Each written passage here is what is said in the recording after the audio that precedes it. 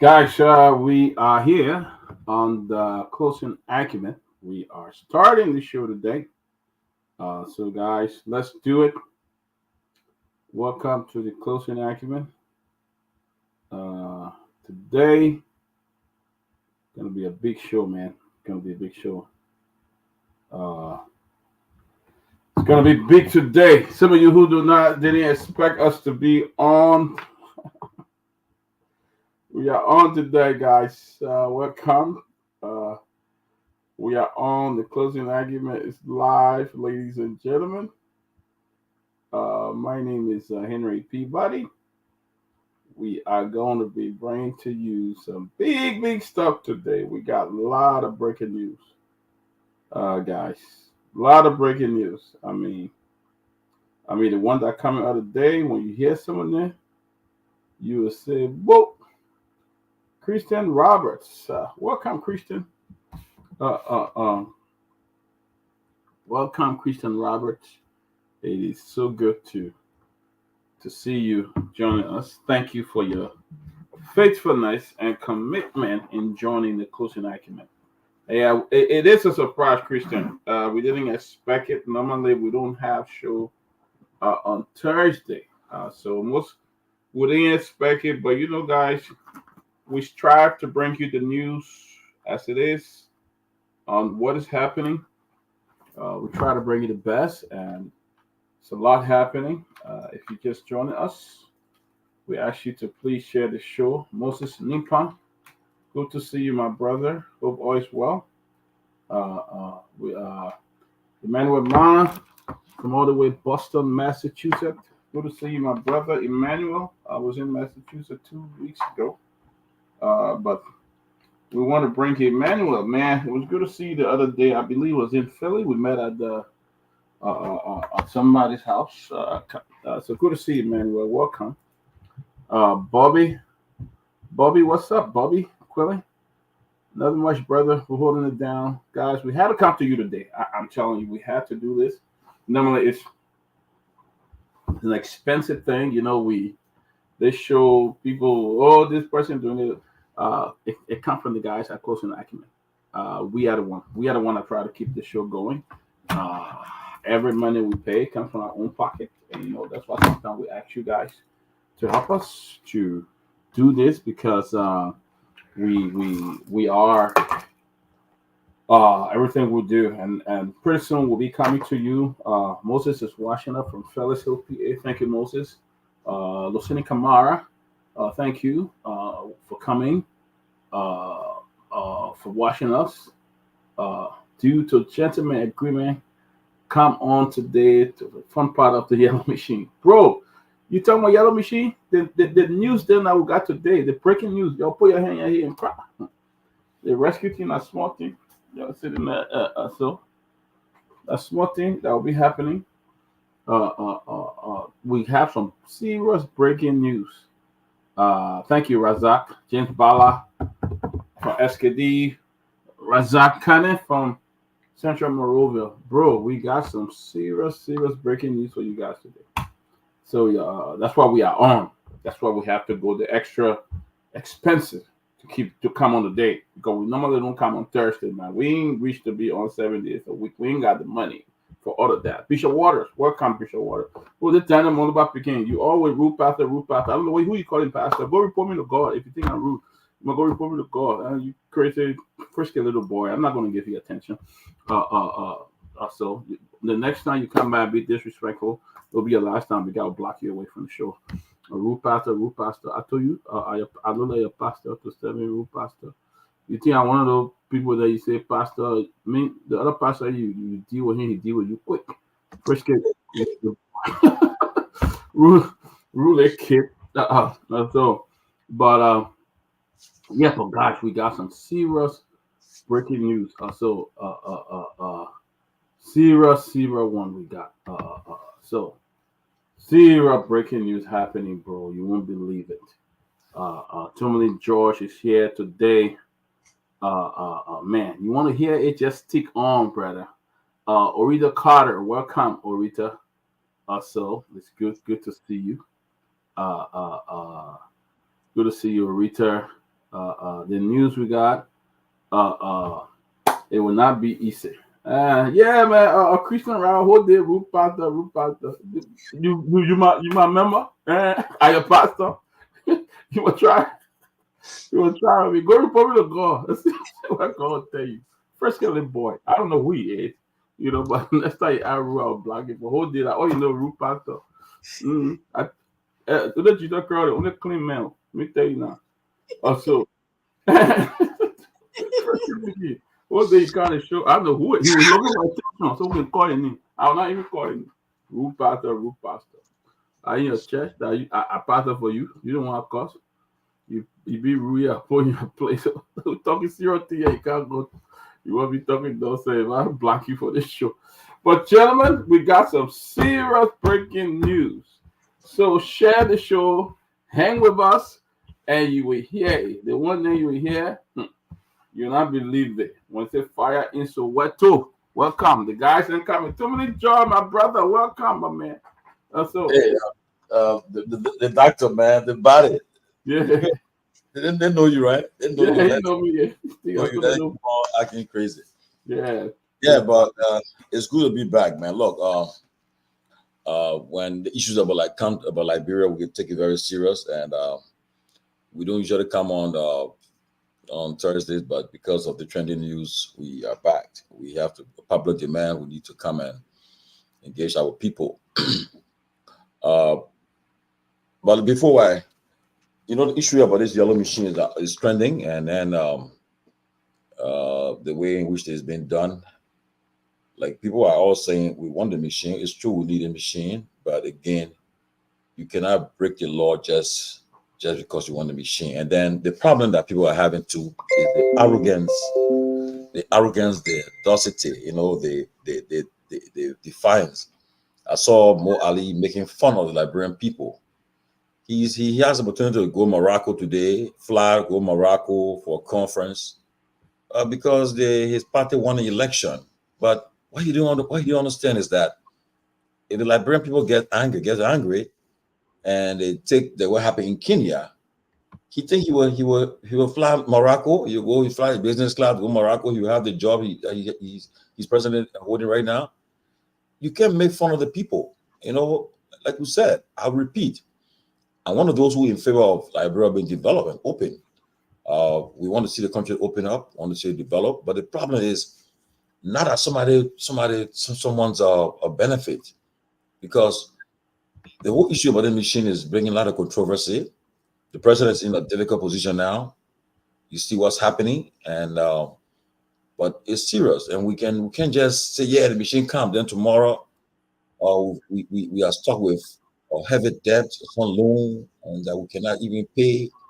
Right now, as we speak, Liberia is still servicing debts that was incurred by past government, by the Samuel government, the Taylor government, the Ellen government, the Weah government.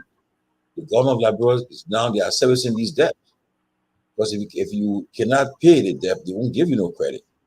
So we have to, every time we do our budget, we pay debt that were incurred by past administration. That's why in taking debt, we have to be very careful to make sure that we are not putting ourselves in deeper hole. But again, that's the situation we find ourselves in. See, my brother Edwin Cry asking, Edwin Cry, can't ask for us again, man. The man wrote and said he left closing argument, and you keep asking. That's what the I man. know. The man of us kept come back to his to his body stenton. Not his body now, The man that he was trying to tear down. Kept saying going to take all his station. Yeah, The man that he so I mean, we don't really battle. We're not battle about Kevin, or trust me. But again, that's part of the situation we found. I like that. But back to the real cause. It's a serious issue. And Peabody, look, I just got a statement from from Central, the Center for Transparency and the Rule of Law, on the lack of transparency in Yellow Machine saga and deal. And mind you, what we have noticed over the years, the only people that that can scare Liberians and Liberian government officials are the US, because the culture of impunity continues to permeate in our society. People continue to do the same thing that they have been doing over and over. And the only time they get afraid is when the US government sanction our officials.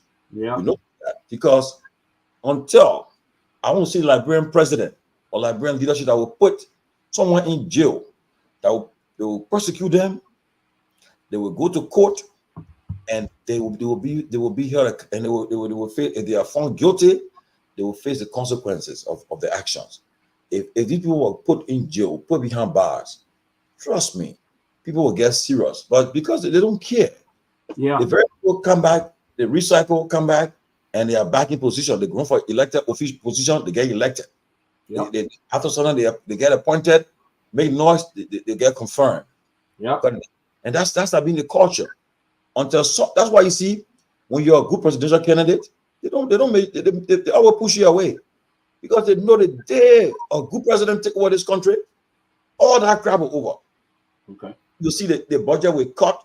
You'll see the president will say people should ride cars that cost $10,000, but because it's the same old thing, people will continue to ride $40,000 car, $30,000 car. Look at Anoka recently, Swakoko Dennis. She recently see the new CEO of Noka. She and the board members, the guy called Appleton, they get themselves increases in certain fees. Wow. Yes, they get onto themselves money that they just carry their pays off. Yeah. Okay, and nothing comes out of it. Yeah. And then it's the problem I can get to me. I was seeing friends then with John myself defending, and one of my friends. I thought he said he was coming tonight. I'm seeing Formula. He said he dare us to bring you on the show tonight. I said, Formula, who's in the link? I sent the link already. Come on, come defend. For me, I'm independent. Yeah, I'm independent. I repeat, I'm an independent person. Okay? I can't be on a show at take side right now. No, I'm independent. Like Peabody said, when the government would do right, we praise them. But when they cross the line, we criticize them. Right. This closing argument is not an opposition. Get it clear, not an opposition platform. We're not here to just criticize and just tear down people. No. Okay, we're here to promote the interests of the Liberian people. The government doing positive things, we bring them on. We'll talk. We'll not come just because it's the government, because you will just come and just tear them down. No. Yesterday, the president launched an agricultural program. I was impressed about it. So my colleagues didn't have problem with it, but I'm impressed about that. The thing is that we want to see how to be implemented. Yeah, want to be Liberia want to be self-sufficient in production of food. So President Burger launching agriculture a 5-6 year plan was a welcoming idea. I'm really confident for that, and I encourage all to support that initiative, because that's what we need, so that we can, more money we pay on importation of foreign food. Of rice every year, millions of dollars, and when we eat our country rice, it's nice. So it's something that we all got to be mindful about. But I was talking about this entire issue. The statement is very long, but I'll just look at the major parts. Okay. It said that on May 23 to 25th, the government of Liberia had a 3-day cabinet retreat in Monrovia. During the event, the Minister of State with all portfolio, Madam Mamaka Bility, announced that 285 pieces of earth-moving equipment have been presented to the government of Liberia in a virtual turnover ceremony attended by her, Honorable Sylvester M. Grisby, Minister of State for Presidential Affairs, and Honorable William Lafayette Giddings, Minister of Public Works. A video released about the turnover ceremony also features Mr. Zhong Ming, Senior Vice President of Signing Group, a Chinese multinational heavy equipment manufacturing company, and the third largest heavy equipment manufacturer in the world, and Robert Gumadi, Chairman of the Guma Group based in South Africa. On social media and other platforms, some Liberians have welcomed the development, but call for transparency, accountability, and full compliance with public procurement and all related laws in acquiring the equipment. Responding on May 28th, the questions raised by the public, the Minister of Information, Honorable Jeremic Pia, stated that the announcement made by Minister Bility was not as a result of any agreement. Rather, it was an update on plans of the government. He stressed that even though the government of Liberia has the power to negotiate deals in the interest of the country, with such deals will be negotiated with respect for the rule of law and separation of powers. However, in the face of the assertion made by the government spokesperson, many Liberians, including us at Central, were surprised when the government moved to bring in the first batch of the equipment without any evidence that procurement laws were followed. We saw on Saturday, July 6th, the Liberian government parading several pieces of the equipment. Media outlets have quoted government sources as confirming importation of the equipment as the first consignment of the much discussed rogue equipment. Now, meanwhile, more than 1 month since the Liberian government confirmed plans to acquire the said equipment, it has provided little or no tangible information on the matter. Circumstances around acquisition of the yellow machines are still unclear, despite persistent public outcry and demand for information from state authorities. The source, the cost, nature of the due, payment modalities, and other vital details are still top secret of the government, despite the Freedom of Information Code of Conduct for Public Officials and other laws and policies requiring full disclosure of such information. Why would a government who premises the campaign on transparency and accountability choose to have the issue of importation of such quality equipment valued at millions of dollars shredded in secrecy? We can only wonder what is stopping the government from openly disclosing details of the deal, including the cost of the equipment, source of funding, and the supplier. Why is the Ministry of Information tied on the issue? So look, these are things that, and Santel is being funded by USAID. The USAID fund this group, a transparency group in Liberia, track on government activities, and they are raising the red flag now. And it so happened this morning when the House sent for the Minister of State of Portfolio, Mamaka Belete, Minister of Grace Bay, and the Chief of Staff of the Army, Geraldine George, and the Defense Minister George, and then the Chief of Staff Follett. When he got there, President Boga sent a letter ahead of them, where he said that the government had not done no deal with anyone, no negotiation with anyone, and nothing had been concluded, and he will not disrespect the House. He will always reach out to them before things happen. But we know that when they say that, blah, because they miss on the ground. Okay, but because of the public outcry, because of the issues being raised, because mind you, we working close. Look, take it or leave it. Liberia is America's stepchild, and the Americans are watching, and you know China is trying to dominate Africa, and you didn't. So the question will be, if you want machine, Chinese people come and get machine to you free now to the partner, and then the issue will be raised. And honestly, it's an embarrassment. You saw what one of the rescues one of the son, how do you call it, son? Okay, one of their son, John Malu also he was clear. He said once you take custody, the risks and ownership have passed to you. Why can't Uncle Joe simply say we made a mistake, apologize, and ask the legislature to regularize the situation? Regularizing such mistakes is common in our democracy, but the truth must first be established. This is done in the USA through the Anti-Deficiency Act. Uncle Joe cannot believe the content of his letter is true and fair. The letter will send shockwaves internationally, as you cannot conduct government business based on friendship and gentlemen's agreements.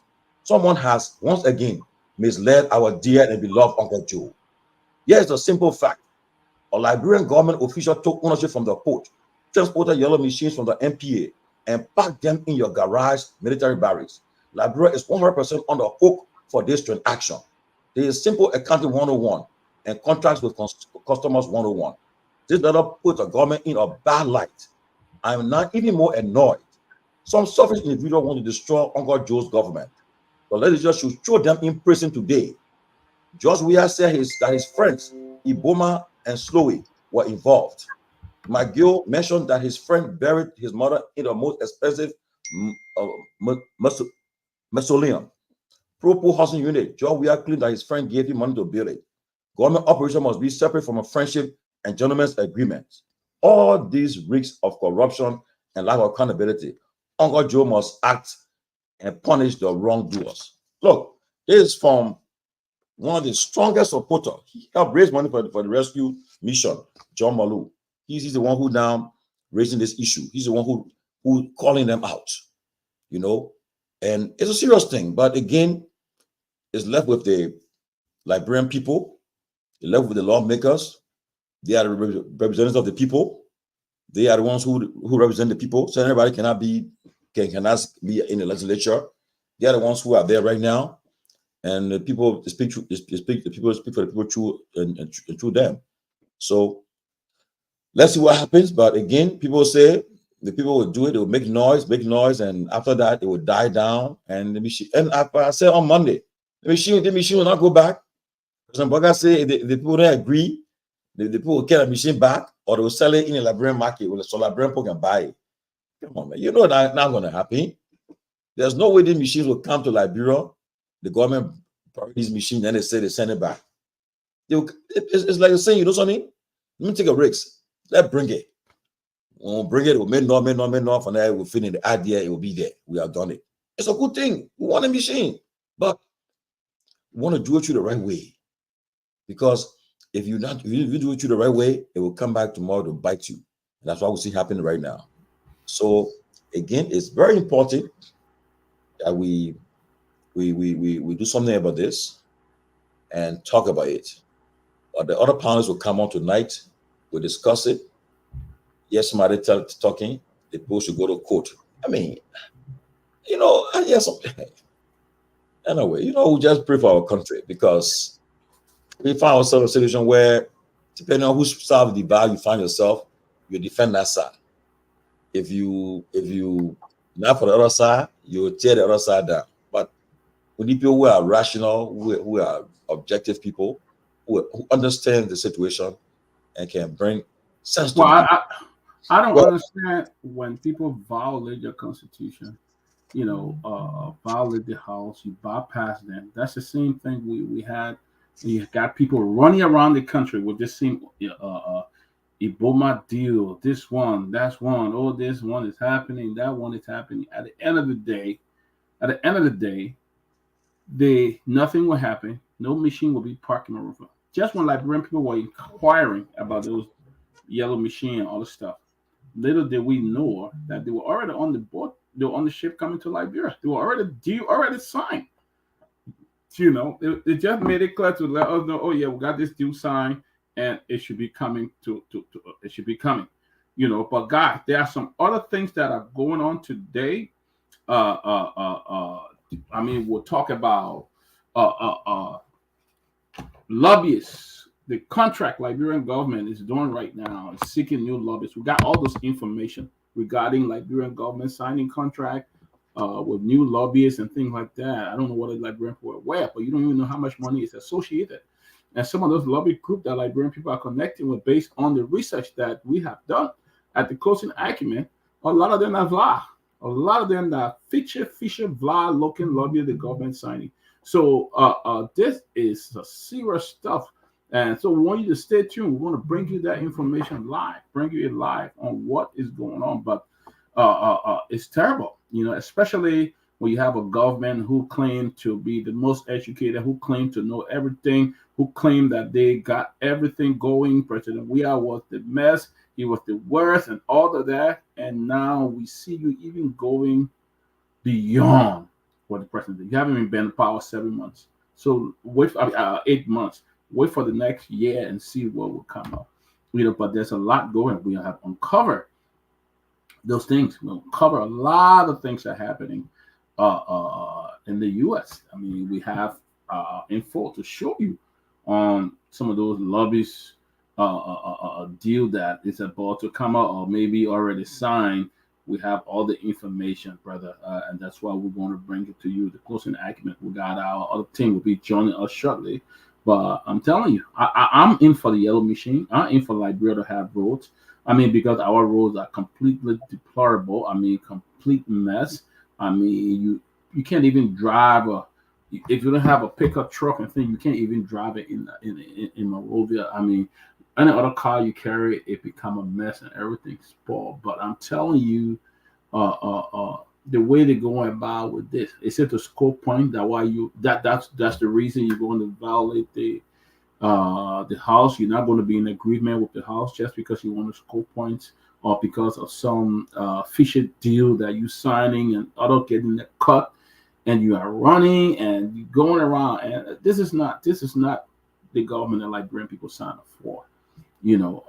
I'm beginning to wonder whether President Boakai is even aware of some of the things that takes place in his government. Some of the things, it's too early to start crossing those big deals. What Liberia stand to benefit? When you give a half of a mining and all those things just because you want to bring in machine, generation for generation to come, young children will suffer. Unborn kids will have to pay those debt. And look at University of Liberia. You know, I mean, you go on the campus, see how fentanyl look these days, see how deplorable fentanyl look, and you guys are crossing all those deeds, and nothing is being even spent for the student at university. Students struggle daily at the university, buses and things like that. Somebody have to even provide transportation for them. Is that what you plan to do for this government? So all those things going to be unfolding here tonight, guys. We are very happy that we can come to you on a Thursday night that we normally don't.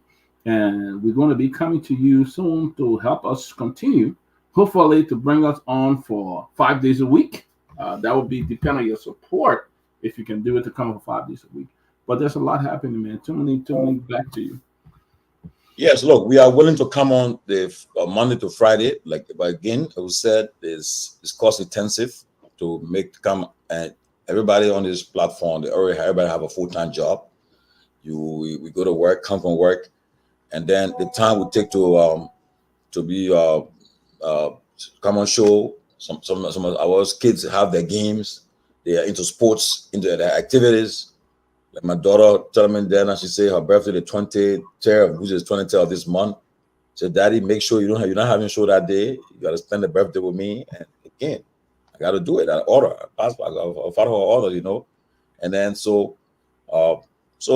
but we have to. We can still sacrifice our time for our families, our kids, and so forth to come and talk about the issues that matter to our country.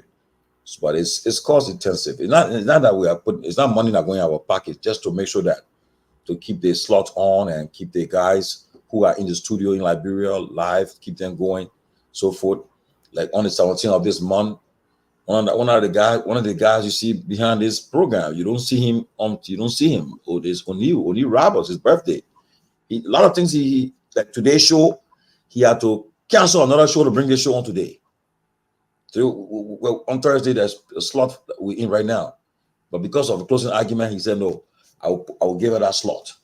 They're going to come on, So other that, his birthday is the 17th. That kind of man, you want blessing, you want surprise him, you want to appreciate him. Because, my man, I know you're getting paid, but you're doing this, everything you're doing it just by voluntary something. You want blessing. So, we got, if anything, today's what? Today, 11th. If you get anything that God lay on your mind for O'Neill, send it to our cash app, and also send it to our cash app for our show to keep on going. Like Peabody said, we're working on a lot of stuff. Hopefully, in the not too distant future, we will come on 5 days a week. But for now, we are struggling. We're doing our best to keep it going. And these are the people that the very panelists are the ones who are who get the show going. Okay, everybody chip in to make sure the show is going, and then from our members, our viewers, they always come to rescue us, send some money. Some people send money, they don't even announce it. People will just see it in the Cash App account and see it there. But we appreciate everything that you guys do every day for us to keep it going. Everybody is struggling to keep it going, and people say, "Oh yeah, no, we now in competition with anybody." Okay, people that get money can be buying the view, let them buy it, up to them. Yeah, they got plenty of money. But we would do and then mind you now, people that are watching on YouTube different. You don't see that the numbers reflecting. People that are watching on Facebook, Some people can come watch the show. They won't click on for the name of the show. Some people listen in the car. They driving Morovia in the car. They going places. They listen to us in the car. Some people watching from their homes. They're different places. They put in Morovia. They won't burn their data, so they'll listen to radio. So on the radio, you see, because if you're on your phone in Morovia in Liberia, you watching Closing Argument or any other show, you burning your data, that money. So what you do when you tune the radio onto True FM and Hard FM, you gotta run your phone data again, because that radio station is on live. You see, so you don't listen to it and so forth. Except you won't watch us, you won't see us, on video here, and then you use your data. Some people, they put their radio on and they listen to it on a big speaker. Everybody listen to the show. That's how we manage, But we just want to keep on going. But again, we're doing our best to keep it going. Closing Argument will not die. We'll continue to survive. We'll continue to go through all the storms, and we'll make it. We can assure you all. And also, I want to announce to Tomalin that pretty soon we're going to have a live reporter from Liberia. The Closing Argument will have a live reporter from Liberia. And you guys will see it live from Liberia. He will be reporting directly. We are in the process of sending telephone and tablets and all of that, iPad, so that they'll be able to operate and report the breaking news. So Closing Argument is just, we continue to do this and bring the news to you guys. So I don't normally like it, but if you want to support us, man, just, the Cash App is there, $PCA 2500, and then we'll bring it to you. But totally back to you. Yes, so yes, just to emphasize, the next few weekdays or week, we'll soon be having a live person coming on. You'll see when you'll get a letter on your phone, Closing Argument live, and you're gonna see it. The person will be live and reporting for us live from the executive mansion, the Capitol building, everything. We have the camera up there. We'll be getting things live. So you see, Elijah Colley, he says he watching Closing Argument from Kakata, Magibi County. You see, Elijah K. Colley. He's in Kakata, Magibi County, watching us live. Now, Elijah either using his phone, and Elijah got to pay for his data. But Elijah data finishing, that they cost him money to watch the show. Right. So Elijah could, if he could go on the radio and turn to the radio, and he need to pay for his data. Elijah, we appreciate you letting us know, watching from Kakata, Magibi County, and other people watching from across the country. But back to the issue we're discussing. In the president's letter today to President Speaker Kofa, the president said that, in fact, he said in his letter, he said something. He said that, the president was clear. He said that his friend, he said his friend, the one that, and you can't do government business with friendship. You can't say that you're a friend, okay? The president wrote, he wrote a speaker, and he said that they are currently negotiating, and no formal agreement has been signed by any party. But listen to the audio, and then maybe you'll get to know and understand what we're talking about. You can play the audio. And so I'm going to be able to do agriculture if you can't get to them. So when the machine comes, let the water tell me you can't raise the money to pay for it. And people will be the one who will decide. But we got to open this country for development. I agree with the president. We got to open the country. We got to develop the country. But he said in that video, he said, let Double Jara. Double Jara is the head of the Liberian Revenue Authority. They're the one who can collect money for us. All the taxes, the money that can put in the budget, that they can do it. And to their credit, they have been performing very well. According to the LRA, the Liberian government have raised a lot of money. We raising the money they're raising for our budget. They're raising the money. The money is raising. It's coming, So the president said, let Double Jara tell me, you get money for the machine. You see, the president was speaking, and now he read to them and said, he said, no, nothing about machine, we put money there. We talk about no negotiation like that. You see, technology, guy on record. And all these things then, all to our friends in Washington, D.C., they're all over there. These are things that people already know now. And now, just last night, yeah, but people, they're talking about sanctions again. Sanctions again. People are doing play for play, engaging in dubious stuff against the interest of Liberian people. You see? And, every December, that when sanctions can drop and so forth. So we are concerned. I mean, since our people, we cannot punish our public officials, only America got to do it, then they will tend to. That's why you see the American election is very, very important, very crucial. Those who supporting Trump, you supporting Trump, but you want Liberia to for Liberia to be on the right track. Trump not your man, but Trump ain't care for Liberia, ain't care for Africa as a whole. The man called shithole countries. He ain't care about free for Africa and Liberia. The man say, in fact, he's taking crazy people from our country and carrying them, and say Biden bringing them to America from mental homes, from prison, they're bringing them to America. So right now, if you're a Liberian man that want the country to develop and see exposed, you gotta be playing life. That is right. That the right person win.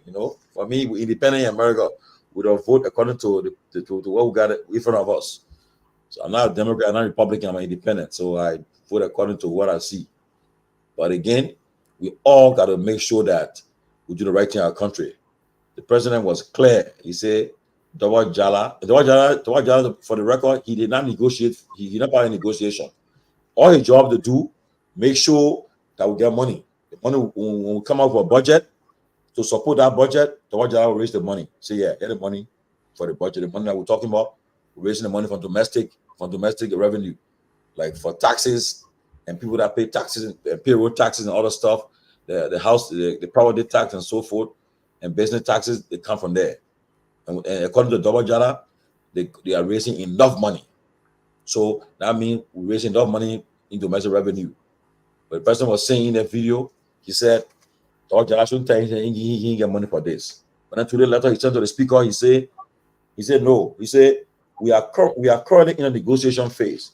No formal agreement or contract has been signed with any party. The discussions are ongoing, and no financial commitment has been made by the government of Liberia, and not a dime paid. The president own letter he wrote today. Okay, and he said, the one that people are concerned about in the international community right now, yes, the party concerned about now.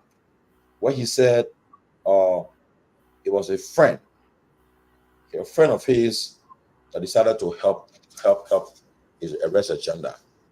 You can't do business with friends. You can't do that. When John Weah say a friend gave him money to build his project, they criticized him, they attacked him, they went after him, they tore him down. For all that sort of stuff they use on him to get him other power. And they said, we'll do different things. We'll not do the thing John Weah didn't do, we'll do different things. But again, today they come to power, and then we'll see what's happening. So is he saying that those yellow machines were given free? What the president is saying, he said that somebody gave it to them, one of their friends gave it free. Wow, they got some really nice people though. Yeah, you see, and free. And so right now, then he also said, if they don't want a machine, if the people don't want a machine, if long gonna say ain't good, well, they want it, they will send it back, or they will sell it to people. Like maybe people are the way how you own your missions thing in Liberia, maybe your mission can buy one of the machine to clear the road to build one school again, to clear the area for school to be built. So maybe your mission will say, well, okay, the missions will build. People at the mission will build some of it. Will buy the machine, or they say we'll send the machine back. We know it's not going to happen. I repeat, none of the machine will be put on a ship to send back to anywhere. It will remain Liberia.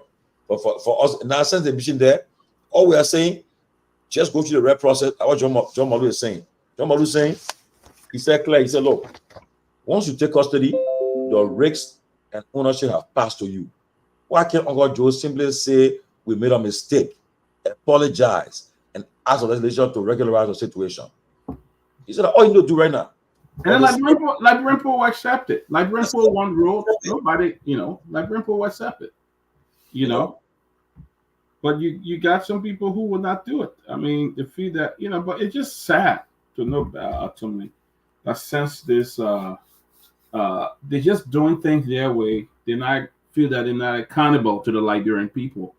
They don't feel accountable at all. They just come up and do what they want to do, and that's sad. Very, very sad. And see what's happening in the country now.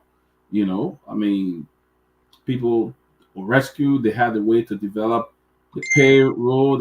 And now they don't even have a finance minister now. The first 6 months, they have asked the finance minister to resign, and nobody knows what's going on. I heard he appointed another guy as acting finance minister today. But I mean, it just been the government first thing came to power. They didn't know they didn't know what direction they were going in, and all of that. They didn't have a direction. They didn't have anything. Now we see expert that was appointed, and that's what Alex Jones said yesterday. You bring these people, you appoint them, they are expert on agriculture and other things, but yet it's still 7 months down the road, the jet coming over agriculture plan. 7 months, not even 2 or 3 months. They're coming up for agriculture plan. What have they been doing in the last 7 or 6 months? So it's interesting, bro. It's really interesting. There's a lot of other news happening here, guys, and we'll definitely bring it to you. But there is a fishy lobby contract that the government of Liberia is signing with some group in Washington D.C. And many of you don't know, but it's a very fishy stuff with the lobbies. We try to look for the lobby office and all of that yesterday, located in DC. But pretty soon we'll get that information to you. You'll be able to see what's happening. A lot of deep stuff happening, and the Liberian people are unaware of all these things that are happening. I mean, President Salih spent thousands of dollars on lobbyists. President, we have spent thousands of dollars, and we didn't get anything back. Now the government came to power that condemned them for lobbying with different people, that it was wasting the Liberian people money. They came and just jumped right in the situation. I wish we had a way to take some calls here and just listening to what the people say briefly before we continue the show tonight. Yeah, Ansu and Henry, you guys we can take some calls, please. Can one of you guys come on the platform, come in? Let's take some calls, please. Yes, look, like you talk about lobbying. Lobbying is not illegal. It's not anything that's bad. But you want to, like you see, President Salif had the woman they call Riva. Riva was a lobbyist. Riva was connected with President Salif lobby group. The lobbyist group helped a lot, and lobbyists help to open doors for you that you cannot open in some capitals, like in Washington D.C., where you got Republicans and Democrats. You want to be able to navigate your way through to make sure that you need lobbyists. So you will. I'm hearing myself. So you will hear. Yeah, so you're gonna find out that you need lobbyists. The We Are government hired Bakari Salas. That was another contract that was just not. They got up with in our country. I saw him on CNN. He on CNN. He was talking nothing about we are in the government on CNN. He was just talking different things, but was giving that guy I think 20,000 a month for to get him after. I mean, I don't see what he did at all. He didn't help us at all. And then when the government officials came to Washington D.C., you got a Democrat in power, but they were meeting Republican. So I mean, it's like very well. Ted Cruz, Lindsey Graham, and they were not near the warehouse there, but I put a meeting, and a lot of people should be meeting. So the Black Caucus, people in the Congressional Black Caucus, some key Democrats, and so forth. But that's what happened. Then we hire another group again, and I see what happened too. Even during our bicentennial, I was in Liberia for it. The person that came to speak to us, Dana Banks, the woman there, the complex that the woman blasted, talk about corruption. And she threatened about that the people are suffering, and the people are. And she all the one did to us. Our lobbyists did nothing for us. The money came and blasted us good. After that, what happened? 3 our top official that was sanctioned and stopped there. After the election, the sanction move our officials again. So the lobbyists they hire didn't help us at all.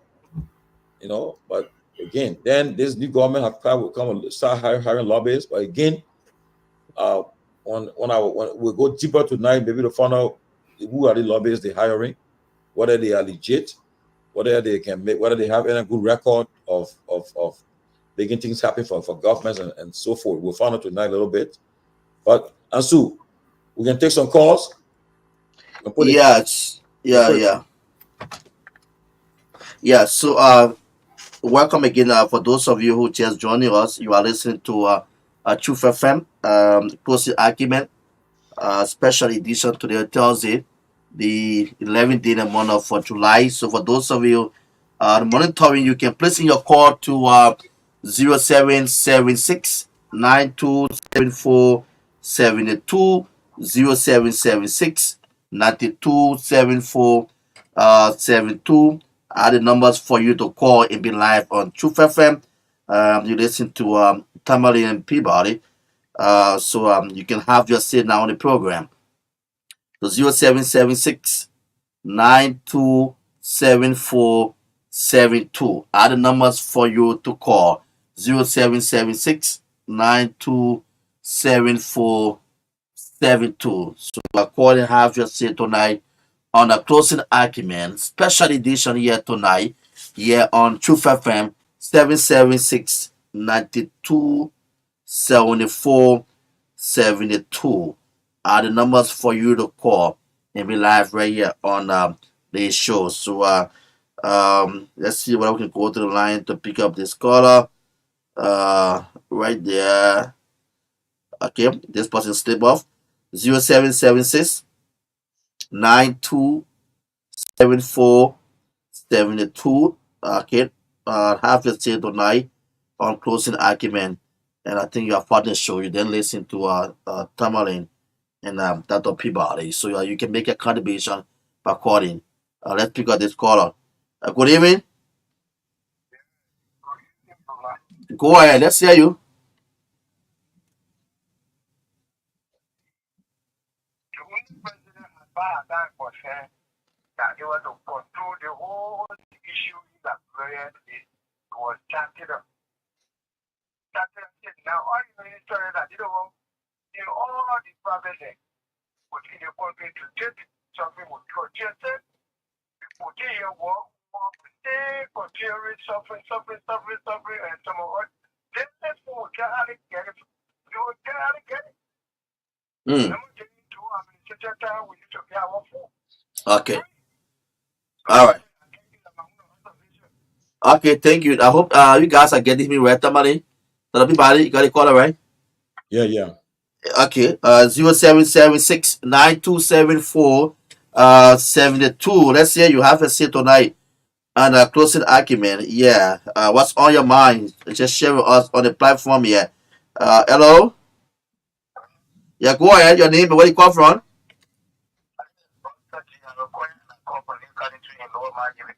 Mike, give me county. Let's hear you. Go ahead.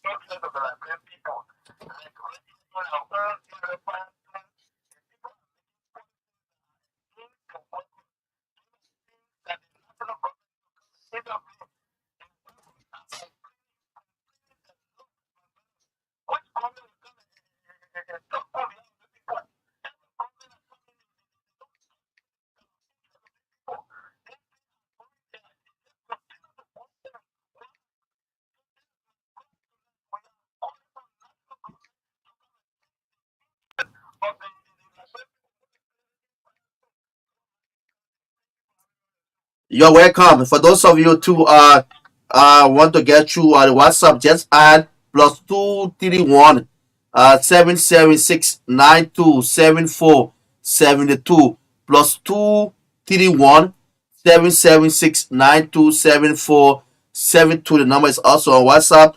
We'll definitely put you through. You are live. Go ahead. Your name and where do you call from? Good evening, Ansu, and let me say good evening to your many listeners. Community. Okay, go ahead. And so, firstly, let me say that this government that people voted for I've reached to the point that Librarians are complaining. Why? Well, where in this world you will see David and the ministers into we wasted this in Ministry of Labor, the inspector, and that of the common minister. There is a fight between common ministry. We just waited in the government. We don't know where they are driving like friends. Okay. All right.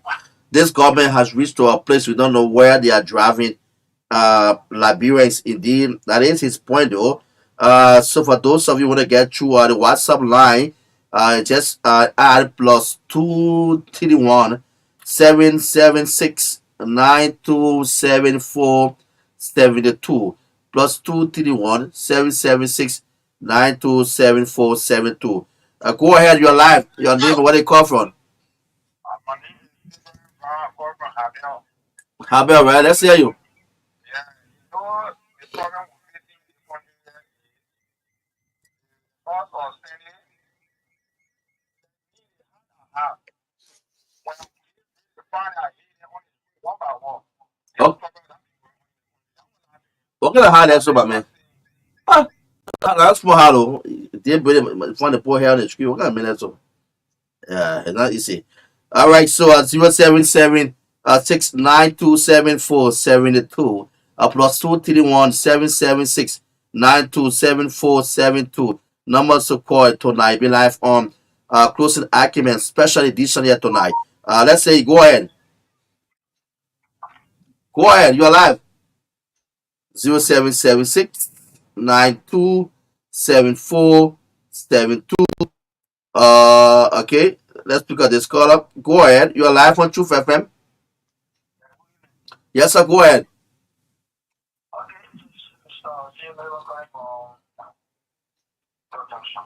Okay.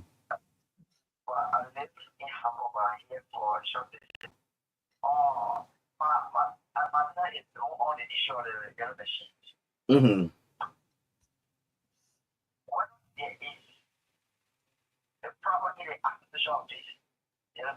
Mm-hmm.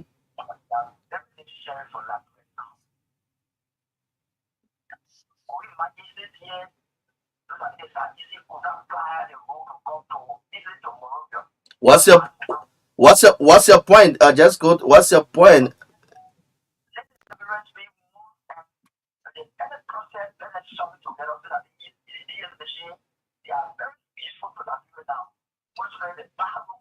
Okay, you support the process, but go. You support the other machine, but to go through the welfare process. So let's just hold you right there.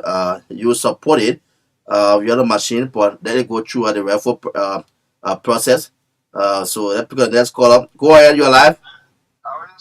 Yes, sir. Walk away from your monitor. Yeah, go ahead. The other machine. Let's hear you.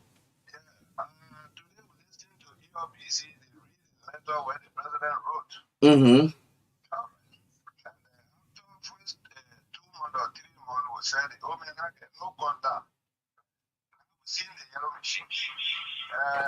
The next one, some all want to recommend aspirants from Tomalin, Peabody County. If any opportunity there that the government can help us with rap culture, it will be fun. Whosoever give it to him, we will want it. Who arguing they want to get receipts, they want to get this. Our former president offered the free education with him, we complain. Some people benefited. So they are machines coming in the country.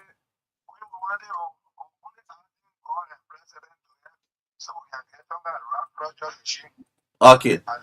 All right. So let's show you that you need it. So no matter how it comes, how it goes, okay. But you just need it. That's your point. All right. So let's see how you go ahead. Yeah. Pecan Grand Bassa, Woman Grand Bassa, my Gibby. Let's hear you.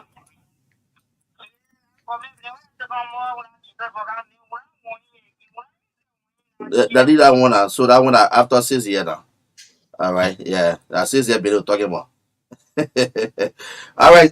Just call and be straight to the point. All right. Just go straight to the point. So then I'll keep you on. Go ahead. Let's hear you.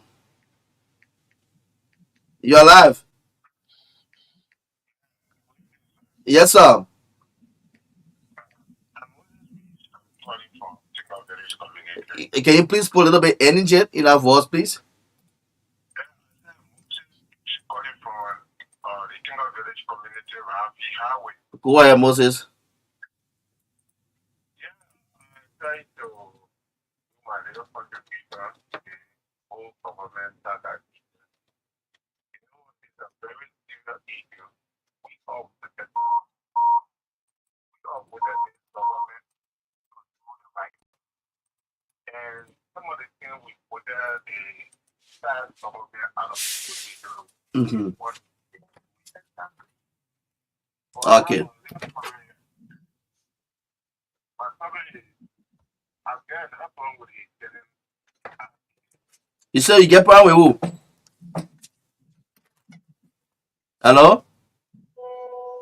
Wow, I think he's off. Yeah, all right. So the WhatsApp number is also active. +231 776 9274 And 72. for those in the US and other and Canada, you want to call, you can call 484-521-4925. 484-521-4925. But if you call the number after the show, then after the show, the number go off. Let me tell you. All right, go ahead. Let's hear you. Hello? All right, 0776 9274 72. Closing argument here on Truth FM. You're live. Let's hear you. Go ahead. Yes, sir. Go ahead. First, so let's hear you.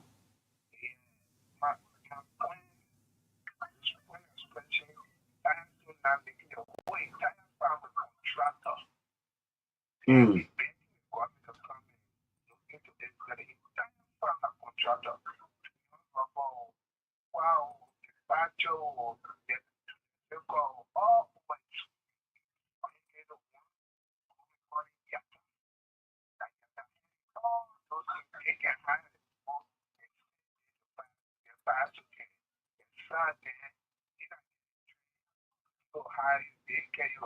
You said what a group in Yata? Ah.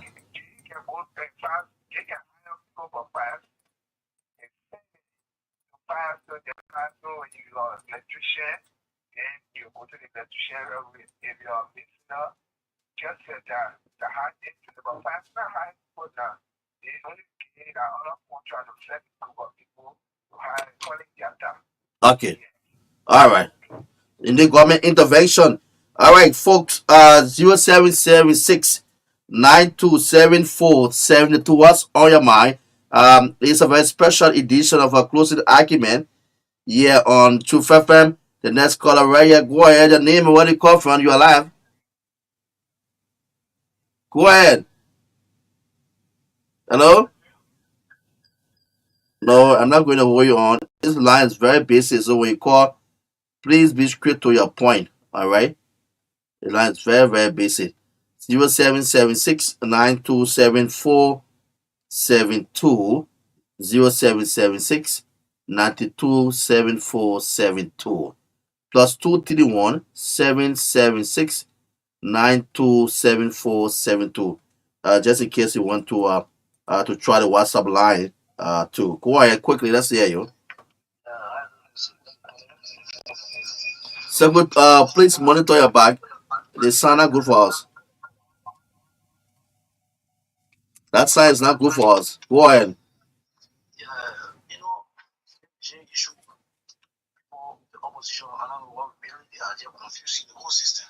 How they confusing system now? The opposition are they not labyrinth?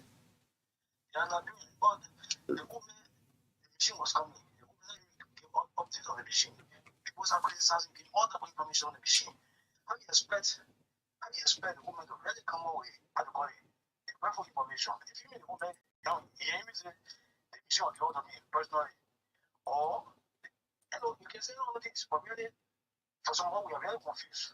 Things good things coming in the country and people criticize it. It's not good. So what making you confused? What got you confused? It's not very good. The government coming in the country. Machine coming in. Machine is very helpful to us. It's good for us. It's good for Nigeria. But then why all of us should be criticizing? Or because it's not happening in government, so it's not happening in our government? I will not be far. Okay, that's all there. Another thing you fighting the other guy's points. Another thing you very fighting. I think this is the previous caller. He said what they condemn the past government.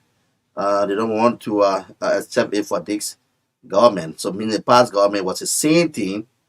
Frank's contribution, they condemn it. So why this other time? Let's say go ahead.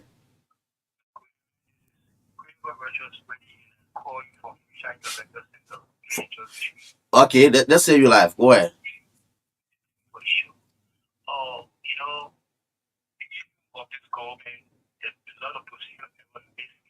Okay.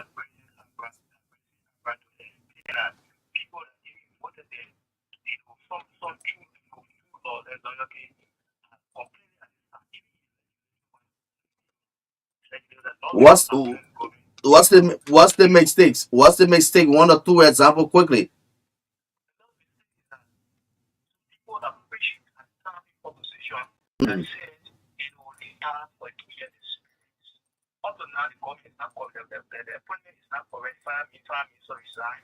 I want there.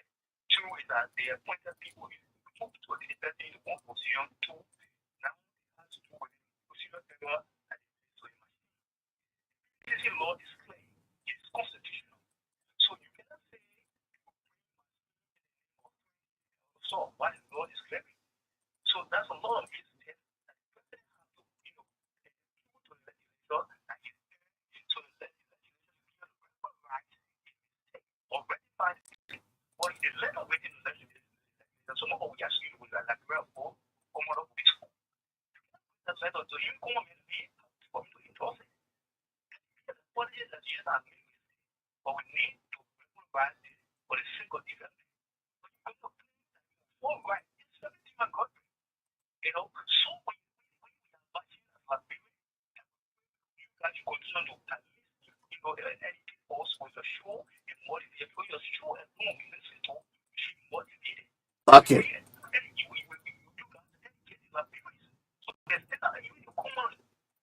Why? He's off. He's off. All right. So you listen to him. Uh, he's off. Yeah. So we still waiting on more calls. I don't know whether people want to come in while we still anticipate calls. Yeah, I mean, yeah. If you already have the line to call, so you guys can call, but you are seeing a display there of the yellow machine and the water truck and all of that. I mean, nobody's condemning the idea that Liberia don't need those things, but what is Liberia going to pay for that? How is Liberia, because we bring those things and give them half of the money that should go into our economy to create jobs and other things. It's going to be a strain. It's going to be a strain on the Liberian economy when you pay for those things because there are rumors that those things you're going to be paying almost $80 million for $54 million equipment, and all of that. So if you're paying $80 million for something that costs $54 million more, where are you getting that money from to pay? How did you come up with that amount? Did you guys agree? Did the legislature give you the authority to do that? Did you go through PPCC and all of that to bring those things in the country? If you putting the country in more debt, then you know how long we're going to be paying for that. What is in play for maintenance to maintain those things? We are seeing previous government, other government, alien government that brought those things like Liberia, and most of the machines now they are somewhere on the sidewalk in Monrovia, broken down, because you don't have nothing in place for maintenance. I mean, it's a great idea. We agree, but how are you guys going to take care of how did the government acquire all of these? Somebody give you all of that free? That must be a good Samaritan, a very good Samaritan that gave us this thing. So I mean, it's important to dig into to know how the government going to take care of this, because it seems like PPCC is of no value again in that country. They have no value. People just come up and go and cross it and do and bring different things in. They have no value. So I mean, it's important, you know. I mean, President ran on the mantra. But let me take a call here, from somebody here. Go ahead, Oh, buddy. okay, after the person. Go ahead. Yes. Good afternoon. How you doing, man? Good. All right. Okay. This is Abraham calling from the United States. Listen, I'm listening to you, Joe. I just joined the show. I don't know how far you guys been going or how you been going, but whatever the process, anything that is not done right is not done at all. And what you are talking about, Liberia being obligated on the record, as per President Barker's own communication today, it strictly indicated that Liberia is not obligated for anything. What you see in Liberia is not owned by Liberia as per his own communication today. He's saying that they are in the process of negotiating something. The unfortunate thing about it is that you have the president picture on it. You have the flag of Liberia on it, on this equipment. That's the unfortunate thing about it. But this is ineptitude at its highest level. And like you stated, the lawmakers in Liberia, if they were never emboldened and given a reason, especially the lower house, to have an opposition leadership in that, this is the time for that.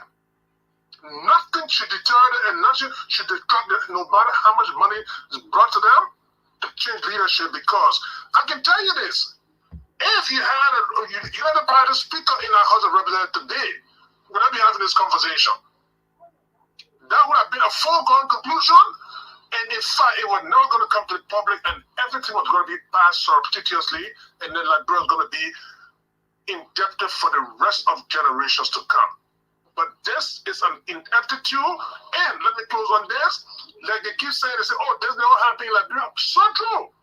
For 177 years, the leadership in Liberia as corrupt as it could be.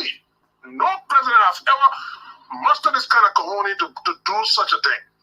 But President Barker is the second oldest president to be elected in Liberia's history, and he got it to merit to go this land. It's appalling that Liberia needs to open their eyes, and this needs to be rejected and rejected forcefully. Thank you, guys. Thank you, Abraham. Thank you. Caller in line. Go ahead, caller. Go ahead. Live. Yeah, go ahead. Live. Okay. Good afternoon or good evening to all of you guys. Timothy, I know you very much from this is a record of Dominican Patricia. I've been trying to get hold of you. But anyway, I want to say thank you guys very, very much. I've been following that, but just been very so I'm going to speak to Timothy and that That person is breaking up, Tony. Really? I want to You can't hear him. Yeah, you still?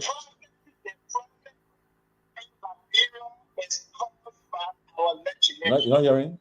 Is he calling from Liberia? I'm calling from not people. I just drink already. I left you in Your phone breaking up. Is it breaking? Yeah, we can't hear you really clear. That's what I'm saying. Can you hear me now? I'm Yeah. a bit loud though. Yeah, we can hear you now. Can you hear me? I'm loud. Can you hear me? Yeah. Go ahead. Okay, but okay. I think for our senator and our representative, this is what I want to say. Going now, I've been saying on all social media. Coming now, all these guys that will compromise the future of the Liberian people will remove it. And I want to encourage you because one point I listen to you that you are hesitating to run for representative or any position. I want to encourage you. That the people you know me. I'm running for TikTok. Doing what you said up. When you have a church over there, I need to visit you. I want to encourage you because I'm going to be running 20 now for my daily content. Senator, that compromise the future of the Liberian people will move them from position that will set the interest of the country. Enough is enough. To my point, I'm done. Peabody, I will call you individually, and Timothy, I want to speak to you again. Okay. We don't need to compromise with the people. They are killing our people. They are compromising because of money or young people. They need to stop. Thank you, buddy. Thank you. Thank you. But as we were saying, there is probably no law in that country again, because everything you got the. I mean, the caller made a very strong point. You said Liberia got nothing to do with it. The government have nothing to do with it. But you got the president. The Liberian flag is on it, and they were planning to even put the president picture on it. Uh, uh, uh, uh, uh, So that is very very sad. But you said we got nothing to do with it. But how come you were brief? You were told that this machine was coming in the country, and you said, then why did you make the statement that double Jabba will tell you that he got no money or something like that? So why did you make that statement? So what was the statement on the money about? So when you talk about double Jabba and all of that, why do you make that statement? So I believe the president is aware of these things. He knows exactly what is happening, and for a country to operate on lies, that is sad though. For a country to operate on lies, and if you have lies coming from the executive, that's not good. I mean, because it appears now. I mean, people can just make a lie and fill in. They just make up the lies and fill in. I mean, let's talk about prior to the president taking over. One time he did go to Ghana, and they made a big news that the president was going to see the president of Ghana, whereby the president of Ghana was in Europe. And then later on, they say he met the vice president. Then later on, they say he had a Zoom meeting, and the secretary had the audacity to put these kind of lies up. Can anybody say or say anything about it? No. So at least they can come up more lies, because they believe if they lie to the Liberian people, nothing they will say. And this is sad. This is very sad for the government. Especially honestly, I had a very high rating for this government. If I want to talk over, I said, look, we're going to give them 6 months, 5 months. But, the people got an old parable. If you know your Christmas is going to be good, from the eve. And just within 1 or 2 months, we saw corruption already unfolding, violation of different laws and things like that. And, and our people, they can settle for anything. Somebody come and drive 10 Caterpillar on the street, oh, you're jumper. But you going back home after getting in the street and cheering for those machines, you don't got no food to eat. The next day you wake up, there'll be no food to eat. Whole week you plot in the street, hustling and all of that. But you're still standing up there clapping. Even sometimes we need to sit back and think how nobody gonna give you 54 or 60 machines for nothing. If you said a company that Metal Steel gave it to you as a gift, I would say yes. I would agree with that. Yeah, they are multi-billion-dollar company. If you say HPS gave it to you as a gift, okay, but what are they getting in return? So those who are presenting these, I mean, it's sad. If like the real government got nothing to do with it, one individual went and negotiated and brought millions of dollars of yellow machine in the country, and then you as a government, you are taking it to be parked at the defense ministry and other places, and all of that. That is very troubling. It's very, very troubling, folks. So I'm gonna let you come in. Well, as we welcome, I want to welcome the only journalist on the show, Toga Alexander Biadet. And when he comes on the show, he bringing all the news, all the news he bringing the top news. He coming with all the news. That's why I love for him to see him come. When he come on the show, the news that you haven't heard yet, he coming here because as a journalist, he's a journalist. His view, his camera goes all over the place. And he comes with the news, and all the time the news comes is always authentic. He fact check his news and come on. But before I bring it in, let me I see something. Okay. This from a Liberian political commentator, a political one of former student leader, Mansfield Duopo. He said JMB was part of one of the most corrupt governments in the history of Liberia. If anybody thinks he is a change agent, that person is living in fictional universe. As there's an adage: old wines in new bottles. What we have is old wines in old bottles. Same crooks wearing different jerseys. People, some of them educated, were cheering for yellow machines as if Liberia has put a man on the moon. We have not heard from our leaders how those machines were procured, from whom, how much they cost. That's coming from a Liberian political, former student leader, a Liberian a political heavyweight. one of his respected political minds in this generation, Comrade Mansfield Duopu, commonly called Old Soldier. That's him. One of these days, he will join us and we will hear his perspectives about issues of national concern and of affecting our country. Someone who is highly respected in the political realm of our country, and he worked in a weird government, but when he realized that things weren't going the right way, he respectfully resigned and cut ties with them and went on to his private venture. That's how people respect. They will do their thing when they found that things not good. They don't stay and say, "Well, I will still milk the system." They would leave based on their principles, and that's mentally doable. You say, but again, hopefully you'll see him one of these days. Welcome, Toga. What's up? Naba. Thank you so much, Tomalin, for the show tonight, and to all the other people who are expected to join us. It's a very touch share even for me, because I'm about to even run out. In this part I am. At least thank God they got Uber here. You can move easily. So I'm just waiting for a cab to take me to my meeting hall. But be as it may, Tomalin, I just saw the video, that was rolling on, and as Liberians were cheering, what ran to my mind is not just a sort of hope that all the roads in the country are about to be prepared. Some of the Liberians I see, like a guy I see there in a whole jumpsuit and all that stuff, I think what their focus is they're looking for job. They're looking for opportunities. When they see 50 to 60 trucks, parading the streets of Monrovia, they see it as a new company coming, an opportunity as, about to come their way. That the kind of Liberians I saw on that street. I don't think these Liberians even understand that it's going to be machines sitting down in the county that at most will be able to hire maybe one or two persons.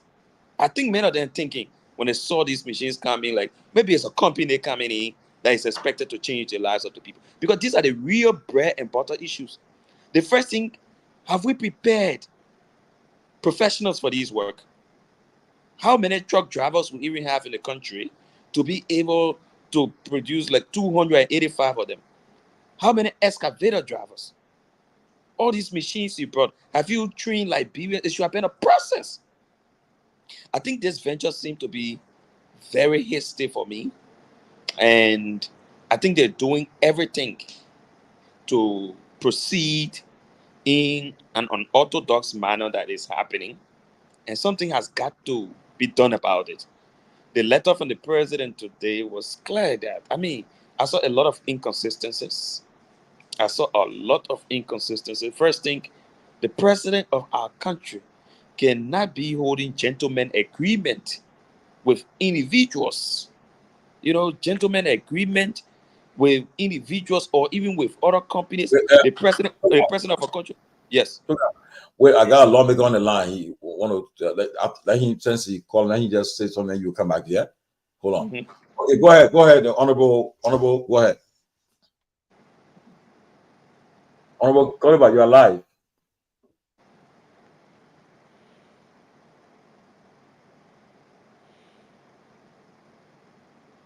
Honorable, you are live.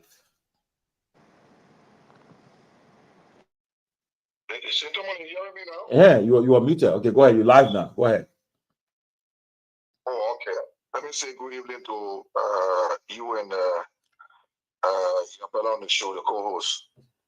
Let me say good evening to the Liberian people and my supporters in and around the world. So, I think you listened to us today in session. Yeah. Hello, we hear you. Okay, I think you follow us today in session. Look, the president has resolved to lie to the Liberian people. And for us, we just for meeting, we are trying to form a block. If the president bring any paper before us concerning payment of that machine, we will have to take it back to the country he brought it from. Because in the first place, the machine entered the country. Did they pay taxes for the machine, for the entrance of the machine to the country? the machine, the papers are in an individual's name. But they took the machine to the military barrack to be kept. And now the president saying that his friend giving the machine. Who the friend? We don't know the friend. So then I asked the president this question. Let me ask the president this question. Where was that friend when Joshua was sent into hospital? Where was that friend when you couldn't get money to go to America to take your treatment? Where was that friend? And when you go to America, you don't stop in Costa House for Costa to feed you. No, we need to stop joking on the Liberian people. We need machine in the country, but not for the president to get involved with terrorism. The president is communicating with terrorists and never getting the money for.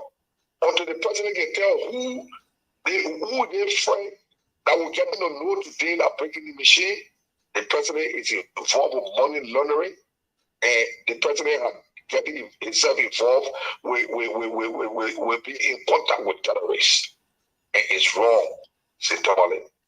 It's very, very, very, very wrong. You cannot bring machine to the country and say my friend came in the machine or a gentleman agreement. And later you see when the machine comes, if the LRA boss can pay for it, they enable he and the Liberian people. Later on you will see if the Liberian people, if the T don't work, if the Liberian people don't want a machine, the man will sell a machine. Why is the president in that and contradicting himself? Why is he doing that? Because he's not lying to the Liberian people, he's lying to himself. We thought the president was going to be better off than who he is right now. We now voted for a tradition man. We voted for somebody to govern this country. And that's why they say, oh, you know, the president of tradition man. No. But we vote for tradition man, say Tomalin, I will go bring a chief soul for Lofa Julius and put him there. Then I know that I voted for a tradition man, I can't speak against him. But I never voted for a tradition man.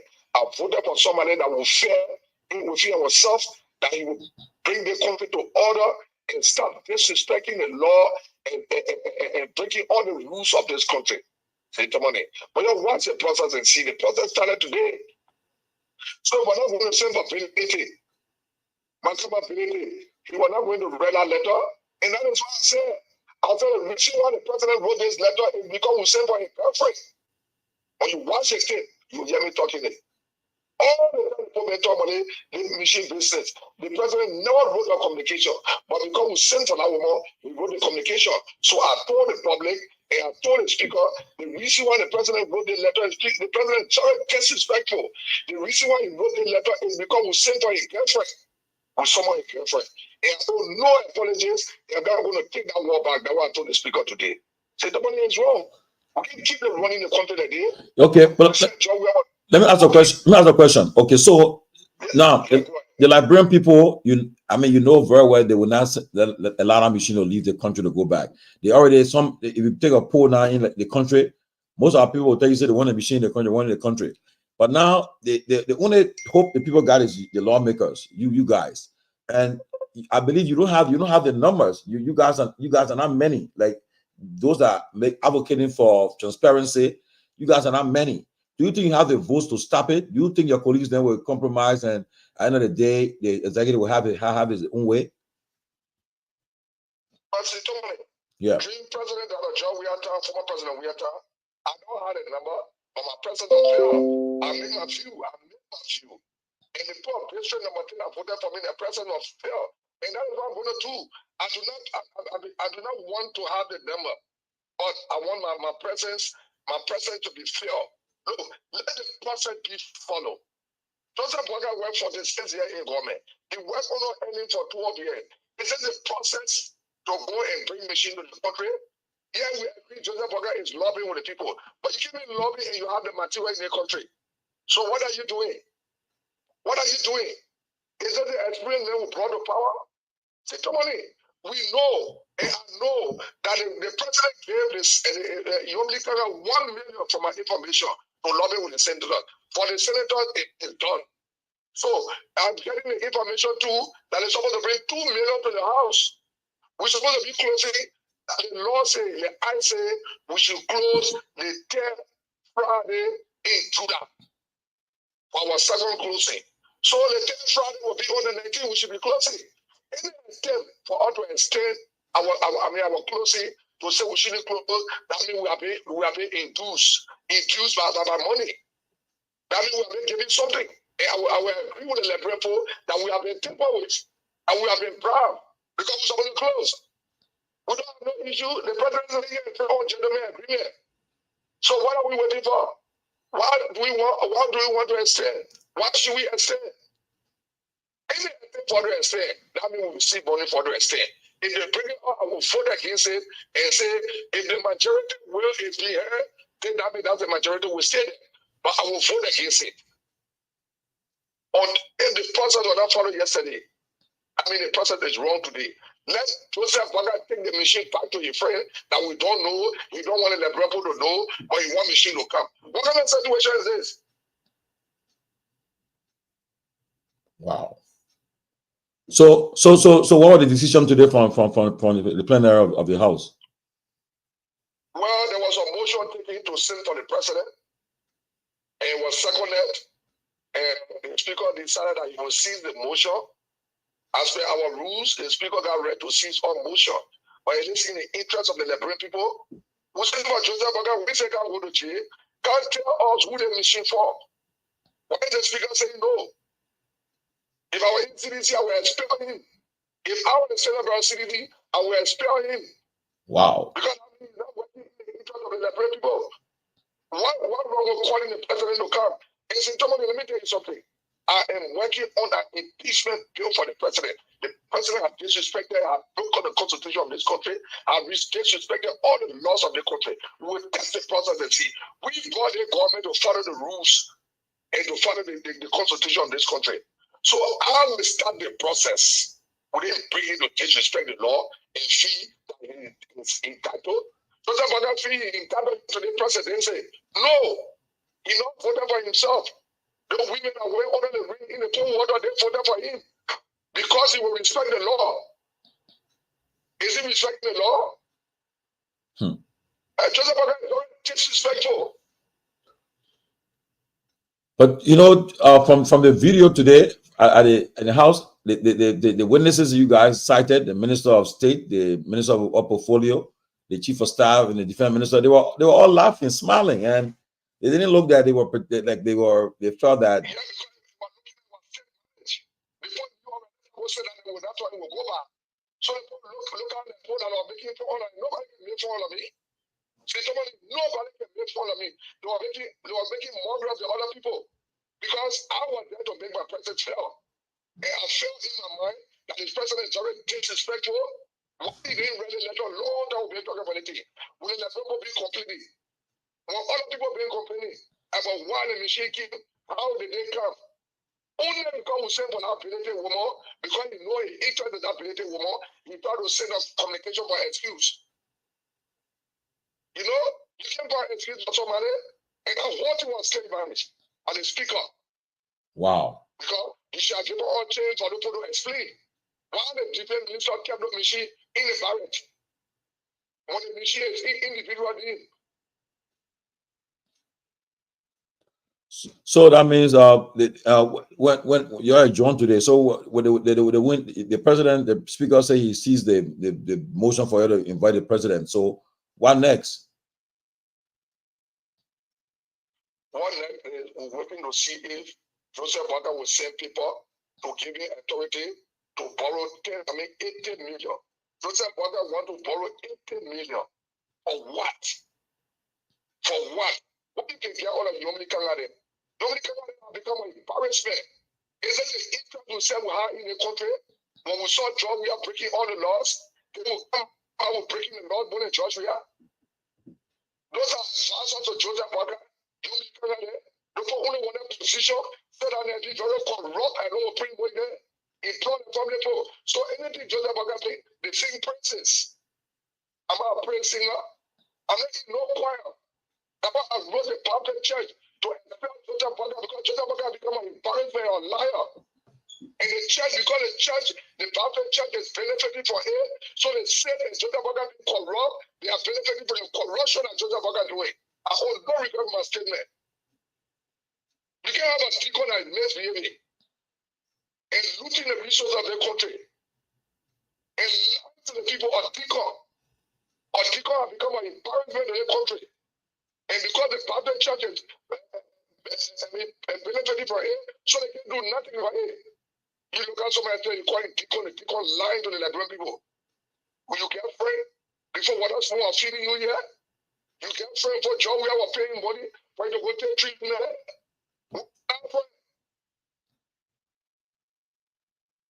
That's problem. That's problem. It's a king the corner. Then when you try to say, you know, like another man and like tradition man, if I want vote for tradition man, I'll go bring a cheese soup from Lofa. I'm not voting for tradition man. I'm voting for Joseph Burger because we feel in our mind he went for the state here and they made nothing. Because we feel he went 2 years under Joseph Burger, and he bought a blabber door. Wow. Well, you guys are the representative of the Liberian people, and the only way the people can be heard is through you guys. And so far, many critics, many pundits believe that you are the only one who's standing up. I think so far you and Musa Ability are the only lawmakers that are really standing up in the House to bring these things to book. Not many are involved. I think Foco too. He have been vocal too. But besides that, you guys are not in the majority, and like they say, the minority will be heard, but the way of the majority will prevail. And so, on the prosperity, we'll be watching to see what happens out of this thing. But from what we see so far, the Liberian people, at the end of the day, they will say the people they'll say that they want these machines. They're not going to go nowhere. But whether they follow the process, because like you said, I can see some lawmakers in the next few days or weeks changing their course. They will change. They will be saying, "Well, the machines is yeah." And well, and if they accept bribe, they know is a serious crime. And like I said, I can see people getting sanctioned because the only people that can help us are the American people, because our people cannot help ourselves. So I'm sure the Americans get involved and start to sanction people for quid pro quo, play to play. And there's only thing we're here. And I don't think people should allow themselves to be bribed. They should either put the proper mechanism in place, take the action that needed to be taken, so that we cannot allow such a thing to happen again. But if they will just allow these machine issues just pass, going on the bus, so actually somebody should be held accountable. Somebody should be held for breaking the law, for doing things for violating the law, for bypassing the legislature. Can't just let them get away free. But Peabody, before Representative Koluba leave us, do you have anything to ask him before you leave? Yeah, Representative Koluba. So I mean, it appears that nothing going to come out of this. They went to the House. Most of the colleagues seem to be not cooperating. What is the Speaker's role in this? I want to know what is Speaker Kofa's role in this. So we'll wait to see what happens. He sees the motion. So we'll wait to see what happens. But let me tell you something, Tomalin. When you take a vote right now, saying the machine should come out. You know, we are now, the way to put money to gather people to be celebrating. It's the same party. Joseph Baga taking. Give more the money, probably spending money to put people on the road to be celebrating. You encourage people to break the law. Coming supposed to come also from us. The House of Senate and the House of Representatives. Some of us will not place it into this session. Then the other people, the people that will not be session will say, you see, because of their speak, you get them have been session. Then the country will be okay. So Oliver Koluba. Yes, you guys gave the Speaker. So, but here is it. There's a lot more that's going to happen. There's a lot more like this going to come out. Apparently, the mission will be in Liberia. The Liberian people will shoulder the responsibility. Will have debt for a long term. And how do you guys plan to regulate such behavior by the executive? How do you guys plan to moving forward? Because you're going to have a lot of stuff like this.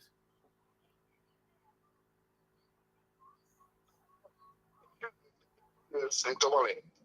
I've seen a few. I think I changed in Tomalin a video where the president was saying, if the machine come, and the person want for it, he will heal the people. Is that how people pay for machine? No. Do they to take money all the hospitals say? Joseph Boga become a disgrace, man. Joseph Boga become a serious disgrace. Joseph Boga, I've never even quick comment for 1 hour. I believe you work on federal politician, let any work on there. Joseph Boga is nothing. He throw money blow my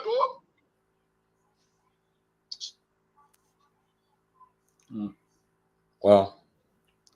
Well, Representative Coliba, I want to say thank you. We want to wish you all the best. Continue to advocate for the Liberian people. Continue to do your best. Posterity will be your judge. And we know that you are speaking up for the people. And no matter how it's done, people are watching you. The world is watching. And we pray that one of these days, the right thing will be done for the interest of our people. All we can say, wish you good health. And may God bless your family, and may God bless you. Thank you so much for all you do for the people of Liberia and District 10. Thank you. We'll try our best. Thank you. We'll make our presence for that. When you reappearing, you got to come back on the show. When you coming? Yeah, I will come on the show soon. You owe me some money, you want to pay Peabody. We'll tell I want Liberia. Well, Barney, look, that's Representative Koluba. He said, he made a breaking news today. He said if he was a member of the CDC, he will call for the expulsion of the speaker on CDC. He said they had a motion today. They filed a motion for the president of Liberia to appear, and the motion passed. But the speaker held on to the motion, he seized the motion, and said under the law, they is allowed to happen. So that's why. So the motion is in the speaker possession. So that's where we are. And you saw the Minister of State. You saw the Army, the Defense Minister. You saw the Minister of State portfolio, and you saw the Chief of Staff. And they were relaxed and smiling. And so we don't know where we are. I see a picture with the speaker flanked on his left by the deputy speaker, Thomas Fala. And I think it's Dixon Sibo talking to the speaker, another one. I think we'll call Musa Benete to find out what he was doing. He had his hand on his forehead. Yeah, let's show that picture of chairmanability. Yeah. Was he disappointed? It appeared like he was disappointed when he had his hand on his forehead and was just sitting like that. It appears like ability. Yeah, I think we have it. There you go. It appeared like he was disappointed. Like God help Liberia. I could see it in his from the photo here that he was probably saying, God help Liberia. Liberia's finished. I believe. Because they was looking really, really sad for, I want to find out what the chairmanability, what was he thinking at that moment? What was going through his mind and on that video? But it appeared like you know what? I gave up on this whole stuff, and yeah, but Tomalin, to you, how did you see this house? I mean, let's talk about the credibility of the house. Look, you see that. Honestly, you see, look, let me tell you, already the guys been complaining, say the Ministry of Finance holding on to the benefits, and they're supposed to be getting for $5,000 for car, okay, for car, to be that's due them. But now they're complaining that they are being strangulated, so they don't have their money. And so And I was in Liberia. I saw for myself. Look, most of the guys, most of them, majority of them depend on the budget and the money. And I spent 2 days with them at Farmington doing the retreat. And everybody want dress good. You want to travel with your staff and having everybody get 2, 3, 4 cell phones. These cell phones then cost thousands of dollars. And as they, you move, most of the people moving with 2 cars and they're moving with a group, the entourage. So it costs money to do all these things. So right now, if the guys are broke right now, and as Yaka is saying, they carry money out to them to go dish to them and say, look, you're just functioning, you're just condemn and blast, and then you're saying in interest of the country, for the good of the country, we accept the apology. The president apologized, the minister apologized, let the country move on. It's over with. And that's how it's going to end. How's it going to end? They're going to end by the minister of state, the minister of state portfolio to apologize, to say, look, we're sorry for not going through the right channel, but we know we need this thing. And when somebody gave it to us, we're so happy to get it. We took it quick before the person changed their mind. Right. We took it quick, and the people brought it, sent it to Liberia free of charge. We need these machines and so forth. And based on public optics and sentiments, people are going to buy it.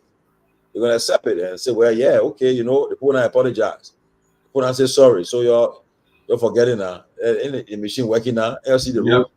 Because so that's what's going to happen.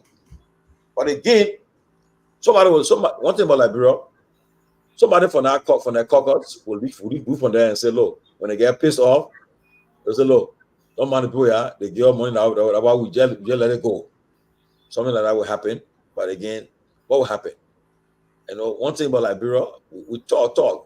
When I saw the Senegalese, when the Kenyans, right? The Kenyan people when they were protesting at the Capitol building, people were serious.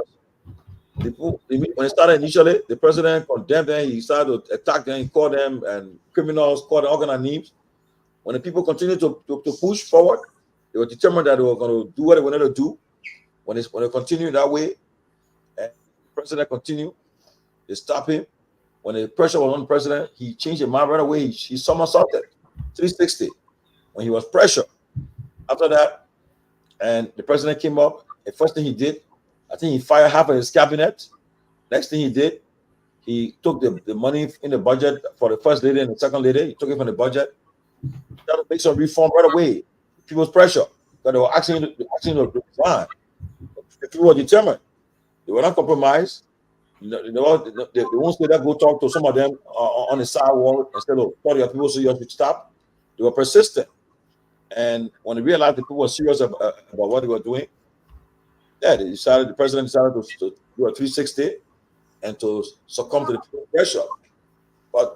And that's why Liberia, but if that's the only thing I think can happen in Liberia now, 2 things. If the US sanction of officials or people start to put pressure on them to conform to reality. Other than that, we just come, we talk, we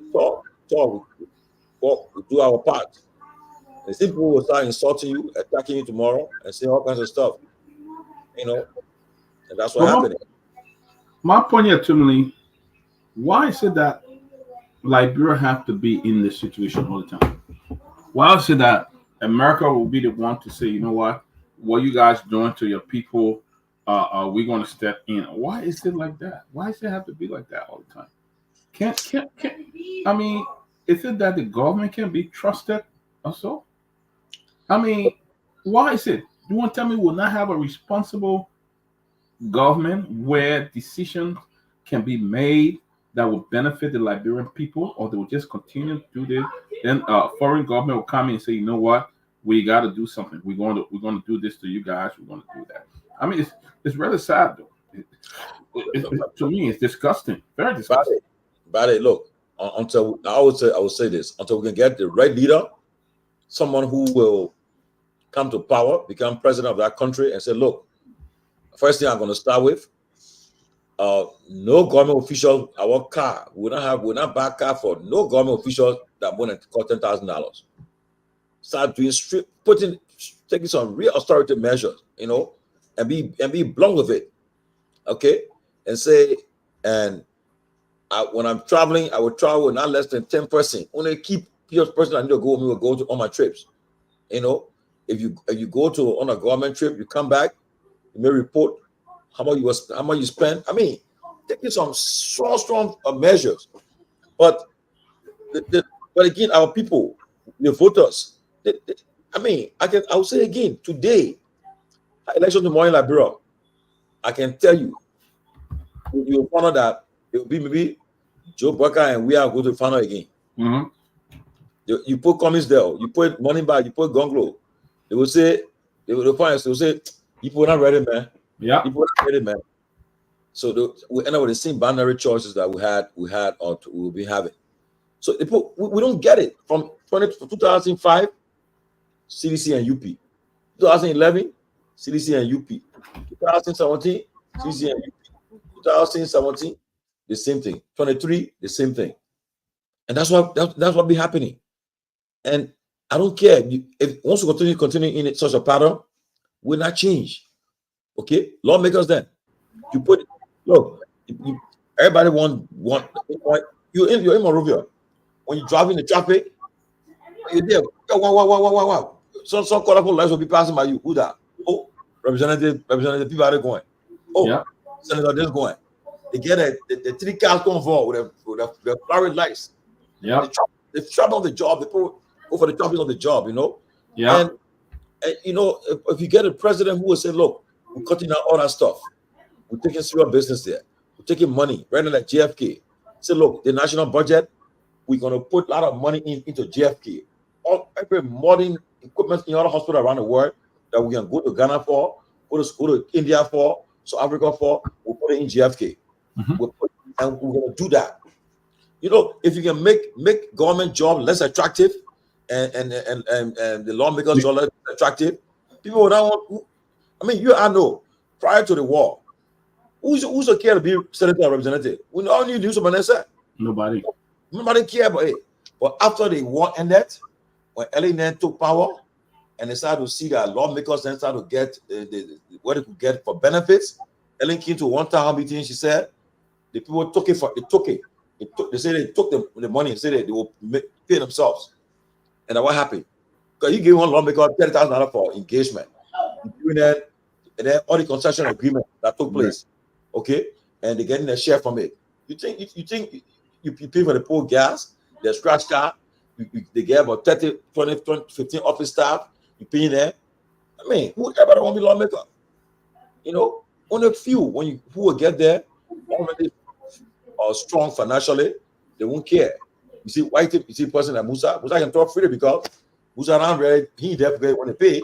No, he's not depending on that. He's not depending on it.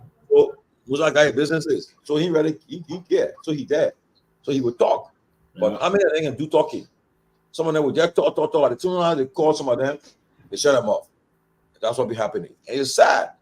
And like we continue to talk. Like I said, so far what I've seen over the years, the only people that can stop this from happening, that when the U.S. government act, you saw it before the election ended. Nukwe and Chia were running for pro tem. As soon as they sanctioned them, they withdrew. Had they put that sanction there, they would have been running. Okay, right now coming to 2029, I can bet you those who want to be some of the people that want to be candidate, want to run for president or vice president, some of them will be on sanction list. When the sanction there, some of them will still say they will not be part. Yep, that's what we see happening. It's sad. Very sad. It's very disgusting. Limited concern, and no concern for the country. They don't care what happened. They don't care. And now the ones that are dead now, they have forgotten. We forget very fast. Liberians forget. Now the one who were there, who wasn't there 6 years ago, are the one dead now. And what are you seeing? They are just parading photos on Facebook, traveling and eating, and these were things that were holding the jobs we have government to tax. Or they're going, they're doing this. Now you check it out. Hundreds of people are leaving the country every day, going for conferences that Yeah. they get nothing in return. Nothing. You know, the idea, I mean, what is the vision of a leader? You know, you don't even have a vision where you say, you know what, I'm going to cut down this international travel thing. You know, only one person from the office will go for a conference. I'm going to cut down. You don't even have money, but yet and still, you're sending folks everywhere, spending thousands of dollars for meetings. Some of these training can be done online, you know, but they are flying to different countries. And this thing that continues is happening over and over. We've been doing this forever, and nothing has changed. You know, I knew it that really nothing was going to change, and unfortunately, I'm not sure whether President Barker is aware of what takes place in his government. I don't think so. I don't think he's aware of what is going on in his government or some of the things that's taking place in his government. You know, you got these same folks out there that been there for over 40 or more years. They are the decision maker. So the same vision that we have 40 years ago should be the same vision now for building our country. And that's why Liberia is sad. I mean, basic things, we have to travel out of the country. Now Ghana has become our new America. Everything is Ghana, Ghana, IT Ghana, this one Ghana, schools Ghana, everything is Ghana, Ghana, Ghana. What does Liberia have to show? Where can we tell our country? What can we tell other international partners? This is what we can do. This is what we're good at. It's all about the negative. Almost everything you hear about our country is negative. It's corruption. It's corruption. Corruption. Corruption. Corruption. You know, you bring a new government in, it's the same thing. You bring in, you know, we knew that it would have been very challenging for this government because they didn't come into power with the intention of really changing things. They came to with the intention of building the lost income. You know, a lot of them have been unemployed for the last 12 years. Some of the folks I see behind Barker, I saw them during the we administration. See how they were looking. Now, they are back in the big cars and the big air condition. You know what? What really discouraged me more ultimately is some of our brothers who leave this country and go to Liberia with the intention of going to help the government change things, and they go back and doing the same thing. So I mean, it's not a good thing. It's sad, and we will not get out of it. You know, unfortunately, the legislature, they're not even the help.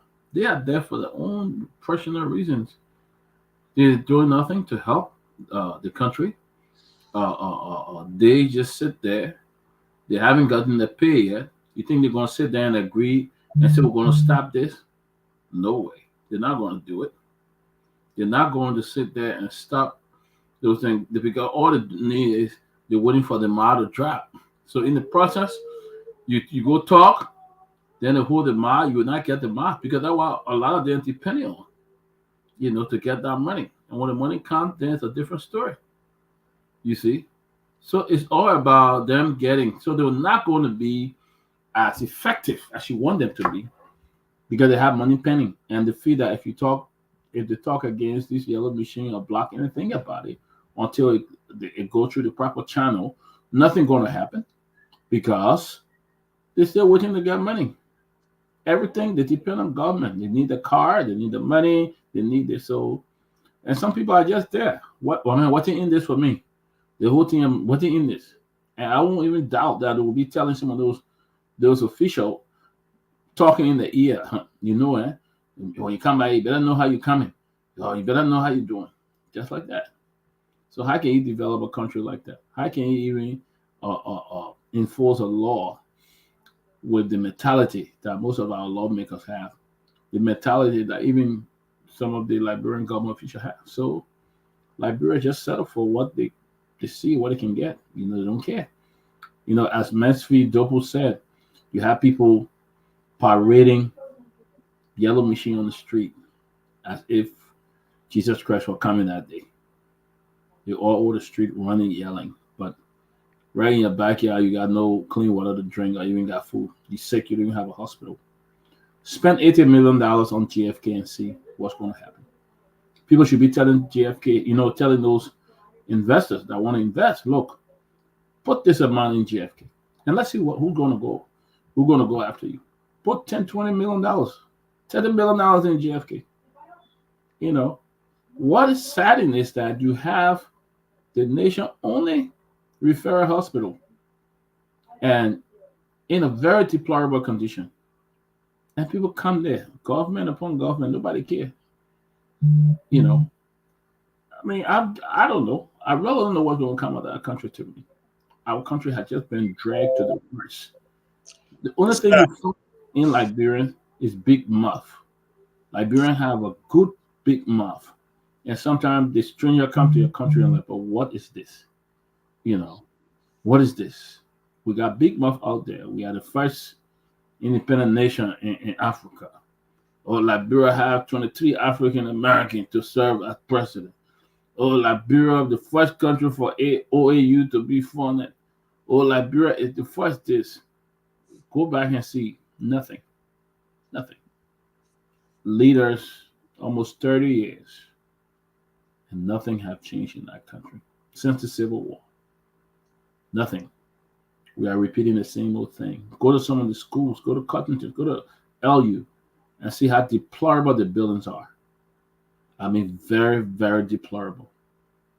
When was Fennell built?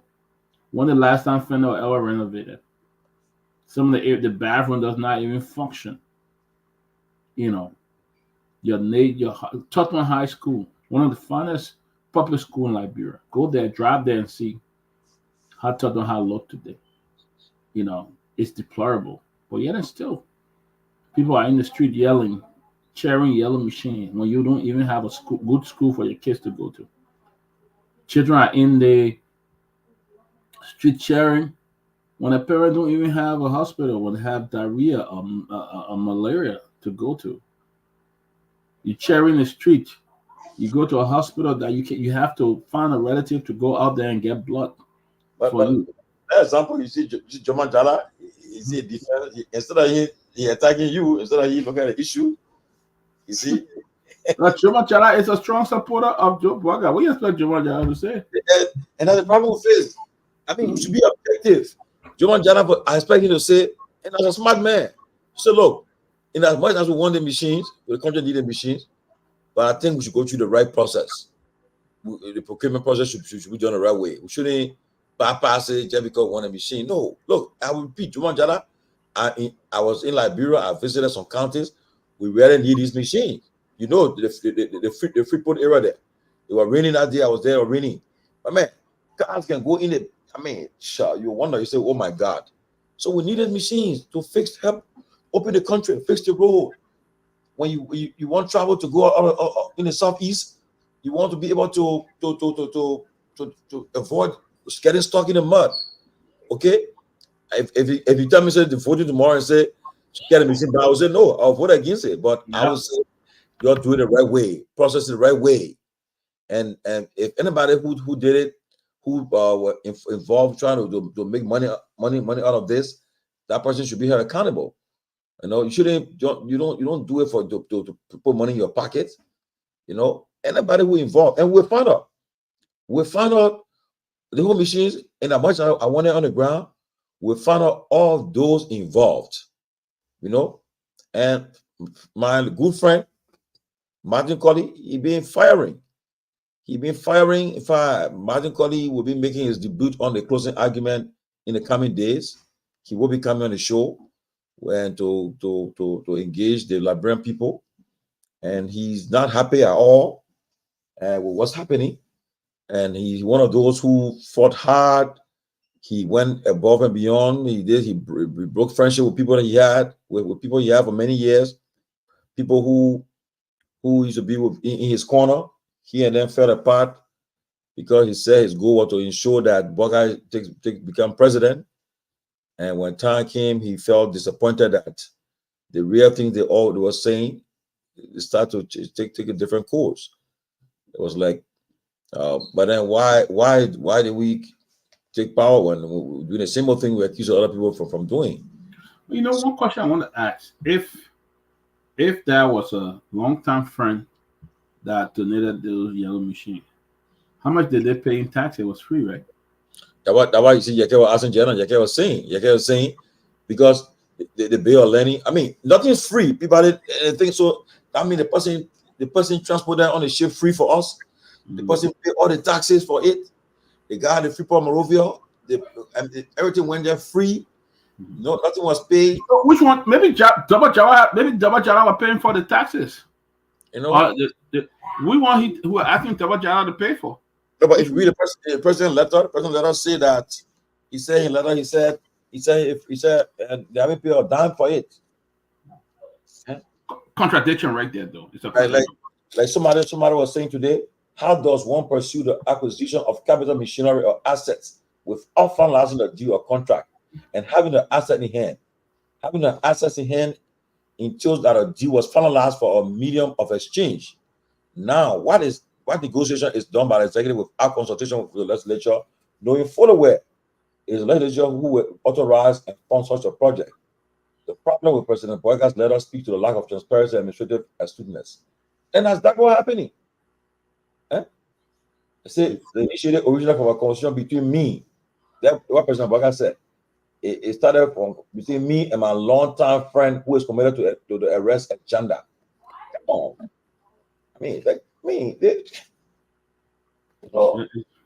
really sad, bro. Yeah, the friend who was talking about during the campaign when it was rumored that who's his friend? You know, and then the mention of a friend is evidence of quid pro quo. The national legislature is the only body authorized to fund all national undertakings in consultation with the executive. Okay. The idea that an incumbent president writes a House of Representatives on a matter stemming from an inquiry and references friends or the friends' interest in helping the government must raise the eyebrows of every Liberian. Yep. As taxpayer, we must always take the words of our leaders at face value until they have exhaustively answered the hard questions, follow the legal process, and be accountable for their actions. Right. And that's just something that, again, the speaker came to the president's rescue today because lawmakers then voted that he should appear. The speaker said no. They passed the resolution passed, the motion passed, but the president said no. The president will not appear because the president only appeared to even the House or the Senate in a joint session to give his annual message. And which I think the speaker may say he may have done his best by stopping it from happening. Because you would have seen the president going to the Capitol building to go appear to the lawmakers there, and you know what will happen when he goes there? They will be very vocal. They won't be disrespectful, I know, but they will be coming with some questions that to put him in a situation that he. So I don't know, but it's a sad thing. Why did the speaker come to the president's rescue? It seems like they are not together, though. That's my point. No, but the thing from what I see is that the speaker on a Peabody is like to say, if somebody want to embarrass me, okay, and let's say you somewhere want to embarrass me, and let's assume that maybe you give me money for somebody, you say, oh, Tomalin will make report closing argument, I will make $500 pledge, I made a pledge, or you say let the money go make the payment, and then. After the money, I didn't pay the money. So we have him in front of the body now, in front of the people now. And they say, well, let the money come forward. Let him come and then he come. And you say, you know very well that I ate the money, I will do some of the money. If your friend said, oh, no, no, you're going to embarrass my man. You're not embarrassing my man. You say, look, no, we'll tell you. Because you won't embarrass me. You know the fact that I already screw up, but you will say, no, I won't embarrass my man. That's what happened, I think. The speaker, knowing that he has a branch of government, the president coming before the body, the Liberian people, the president will come there and some people will start playing the audio. But the president, but why? This is what you said. You said this, and then you saying this, you contradicting yourself. What happened? So all that to avoid the embarrassment, the speaker said, look, I will not let it happen. Let me just save the day. Let me just come in and make sure that the president will not come forward. So he sees the motion. But again, like Yeke is saying, By the 19th, it's going to be having an adjournment. But he said any extension, that means they'll be giving them money. That if they will stay for any after the 19th, so he will raise issue. And I can tell you, the best way the thing will end will be like right now. If you notice, some people are now, if you're talking to some lawmakers, they say, look, the machine already here. Y'all know they can't be nowhere. So let me just tell that Sepe, Mama can, y'all go tell the people sorry. Y'all go and beg and say, look, we beg your pardon, please forgive us, we'll not do it again. You know, we made a mistake. But we're not looking at respect you. And from there, that whole thing, it will just go on ice. The machine will be there. It will go through the country, and we all will benefit from it. I repeat, I'm not against the machines, those machines that in the country. I just want them the country to come to do it the right way. You know, come to the right way. But I can tell you, I won't be surprised in the future. They say the most powerful woman in the country now. Yep, she is. Mama capability.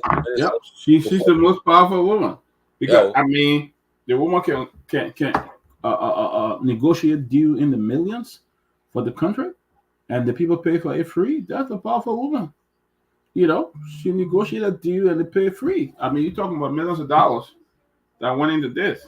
You know, so I think she's the woman. That's somebody. You know, so yeah, you know, I believe. But this is Liberia for us. This is Liberia for everybody, folks. Where when the lawmakers are not there to represent the interests of the people, this is what happened. We know they are not there. And the people in Kenya did not play. The Liberian thing, you're going to sit down in America, going to fight for you all the time. You're living in utopia, you know. And this is what we see because the lawmakers are not really promoting their interests. They are just promoting their own interests. So, well, to me, I don't know, but I think we're going to. I don't know, but yeah, it's another trending story. There are reports that Maserati County Senator South Joseph is planning to run for the presidency. Let's call our man. Let's ask him. Let's ask him whether they news are true. Call him, please. Let me call him and see. Whether he's running for president. One no. Call him. Because it's trending all over the place. Let me call and see.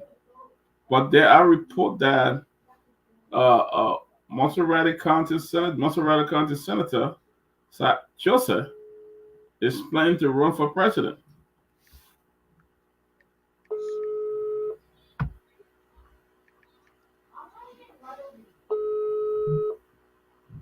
Yes, Joseph.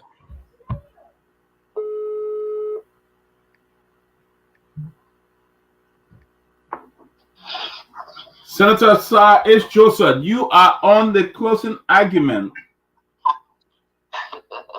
What? Yes, sir, you are on the closing argument. Because there is a news that is trending right now that we were just reading, and we wanted to confirm from you. What is the news about? There are news that are coming into the closing argument that you plan to contest the election in 2029. Well, my office will speak to that issue. I saw a newspaper. Yes. My office will accept it. But Senator Joseph, St. Tomalin George. First of all, let me ask you, man, how's everything going? Everything okay with you? Yeah, I'm here. Yeah, I said, how's everything? You okay? Yeah. Too many want to know how you doing, Senator. Yeah, I'm doing good. Okay, my question is, they say where there's smoke, there's fire, and you are very popular senator. In fact, you broke record. You're the only lawmaker that I see, and not even president we are. When you are running for senator, you got the highest amount of votes in footbridge Monserrato County. You hit over 300,000 plus votes. So that makes you a very popular elected official. You come to the Senate with a mandate. You have a mandate. Not even the president got a mandate. You have a mandate to represent the people of Monserrato. Very, very clear. But so that means people already perhaps see that they see something in you. So are you thinking about running for president? Are you thinking in that direction? Are you having future presidential ambition? Well, what I do know after the election, we got through the support of the people of Monserrato County, and with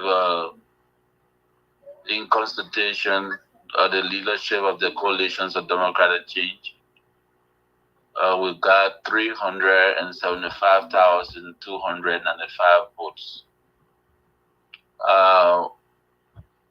As you stated, the mandate given us is to work in the interest of the people, look outside of the box, focus on basically what the economic needs of our county and beyond our county. So, as Tomalin said, where there is smoke, there is fire, Senator Assad Joseph. So, and So then we are focusing in that direction in making sure that the basic services need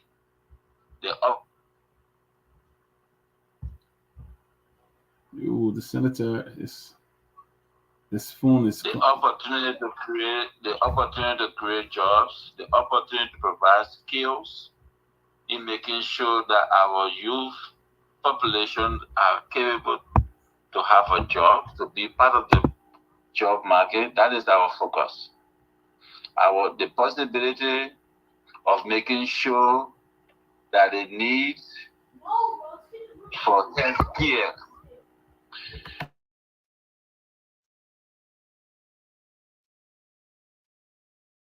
The senator trying to evade that question. But my question is trying to be now, when you do all the things you do it right now, that's you trying to make the people's lives better.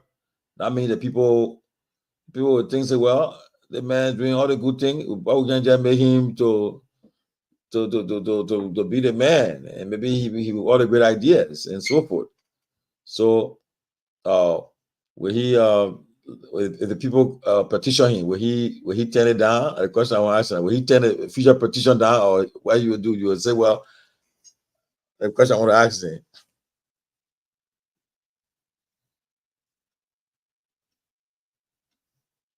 But buddy, he on the line? You still on? Can you hear me? No, you're muted. Oh, I can hear you. Go ahead, sir. As they serve as representative for Monserrato County District number 13.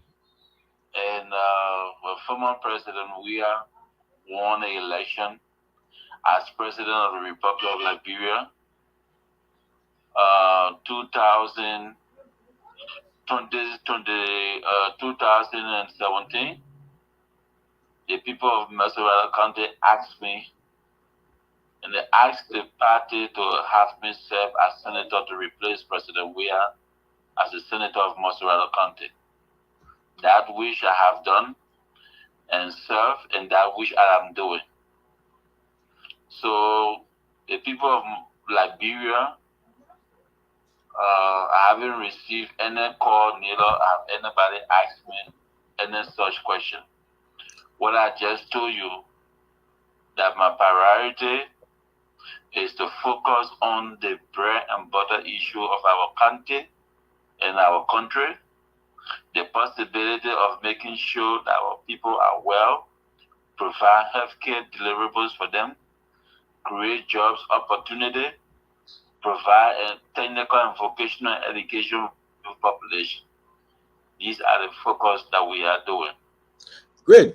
But Senator Joseph, these are all great initiatives. But I was in Liberia for almost a month, and everywhere I went, the people talk about you, your name kept coming up in conversation about the future and so forth. So the question is, with all the good things you are doing, and the things you are doing is not you're not just saying it; it's visible. I mean, I can see it. I see it. It's visible. But if people ask you tomorrow, and people thinking about actually tomorrow, and say want you to run. I mean, will you tell people down, or you will tell them they should wait? Well, as I stated, in relating to that question you asked me previously, and in quotation of the newspaper report on the post today, my office is to respond to that officially. But what I can state here for the record to make clear is that Sir Joseph have not left the coalitions of democratic change. Sir Joseph will not leave, and Sir Joseph will never leave. Senator, you made a very strong comment today, and that's what the Liberian people need. It seems that you have a clear vision already what the Liberian people need. You said that the coalition for democratic change, a petition you when President Weah left, then Senator President Weah, that they wanted you to replace President Weah. Now President Weah is no more in power. If they come to you now and ask you that, hey, the first time we asked you to be senator, you accepted. Want to accept you now to be the Senate bearer of CDC. Will you accept it if they were to ask you? Will you accept it? As I stated earlier to you, Dr. Peabody, and the listening audience, and my good friend and brother, is that at this time we are focusing on the priorities and the basic necessity for our people. We just came from a tough election. We lost the election. Our goal should be focusing on what is the status of our partisans. What is the concern? How are they doing in the various counties, in the various districts, in the various communities? How is Liberia doing? How can we help to make it different?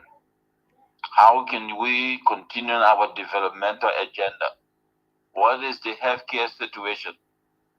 The youth population, where every other members of our youth population are focusing on riding motorbikes. How can we change that? How can we make sure that we provide more opportunity so that our youth population will be capable for the job market? That is our focus for now. But Senator Sir Joseph, it appears that even internationally, people are beginning to recognize you. Yesterday, we had a guest in on a show yesterday from Germany, who talked about you being the guest of honor on the 26th. I mean, all in Europe, you've been recognized, and you have outlined a couple of things. Do you think, Senator Sir Joseph, that the country is proceeding in the right direction at this time? Well, I don't know of which perspective you're speaking from, but what I can say to you is that we will not just look at the status of the present situation of the country.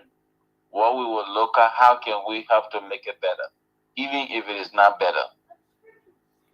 Well, you sounding like a presidential candidate already.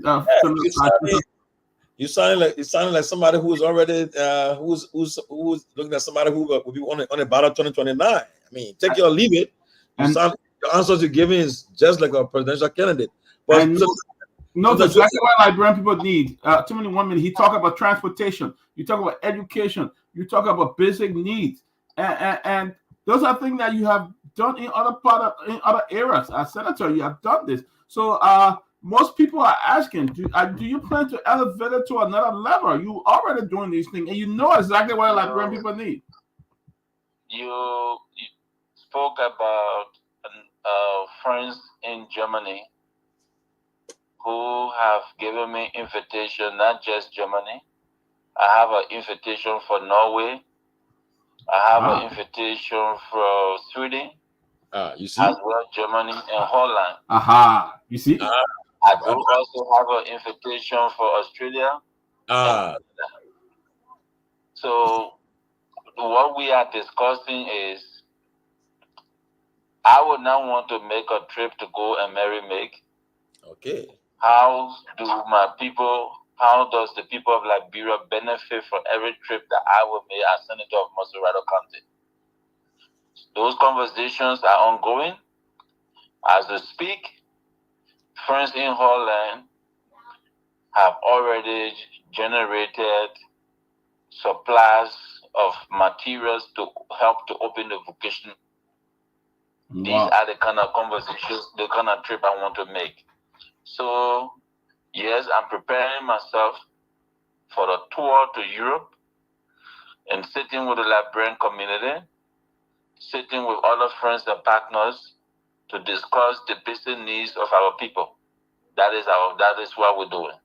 I'm looking at the viewer comments here, Senator Sajusa, and people are saying, you know, in the race. The post will support you. The poor already started talking it. So people already saying. I'm looking at a lot of comment here where people are saying that you're making and the discussion you're having. You got when you travel, you don't travel Maserado County. You travel Liberia. When you bring supplies in the country, you bring it for Una Maserado. You brought buses. You send it across the country. You brought ambulance. You send it across the country. You bring in medical supplies. You send it across the country. So, I mean, I'm not convinced that you would not be in the conversation for 2029. But one of my questions before we let you go, there have been a lot of issues about the machine, the machine issue. We have not heard you have not made any statement about it, and you're one of the leader of the Senate. People, when you're in opposition, want to hear from you. What's your take on this issue of yellow machine that in the country right now? What's your position on it? The issue of F equipments to Liberia are important. For typical example, I've purchased F moving equipment to help national government to work on community roads in Maserado County and outside of Maserado County. And those F moving equipment were able to help national government to save the government more than 20 million United States dollars. The communication from the president have been sent to the Honorable Liberian Senate. The communication have been noted and sent to leadership and the Committee on Executive to discuss it. As far as we know for now,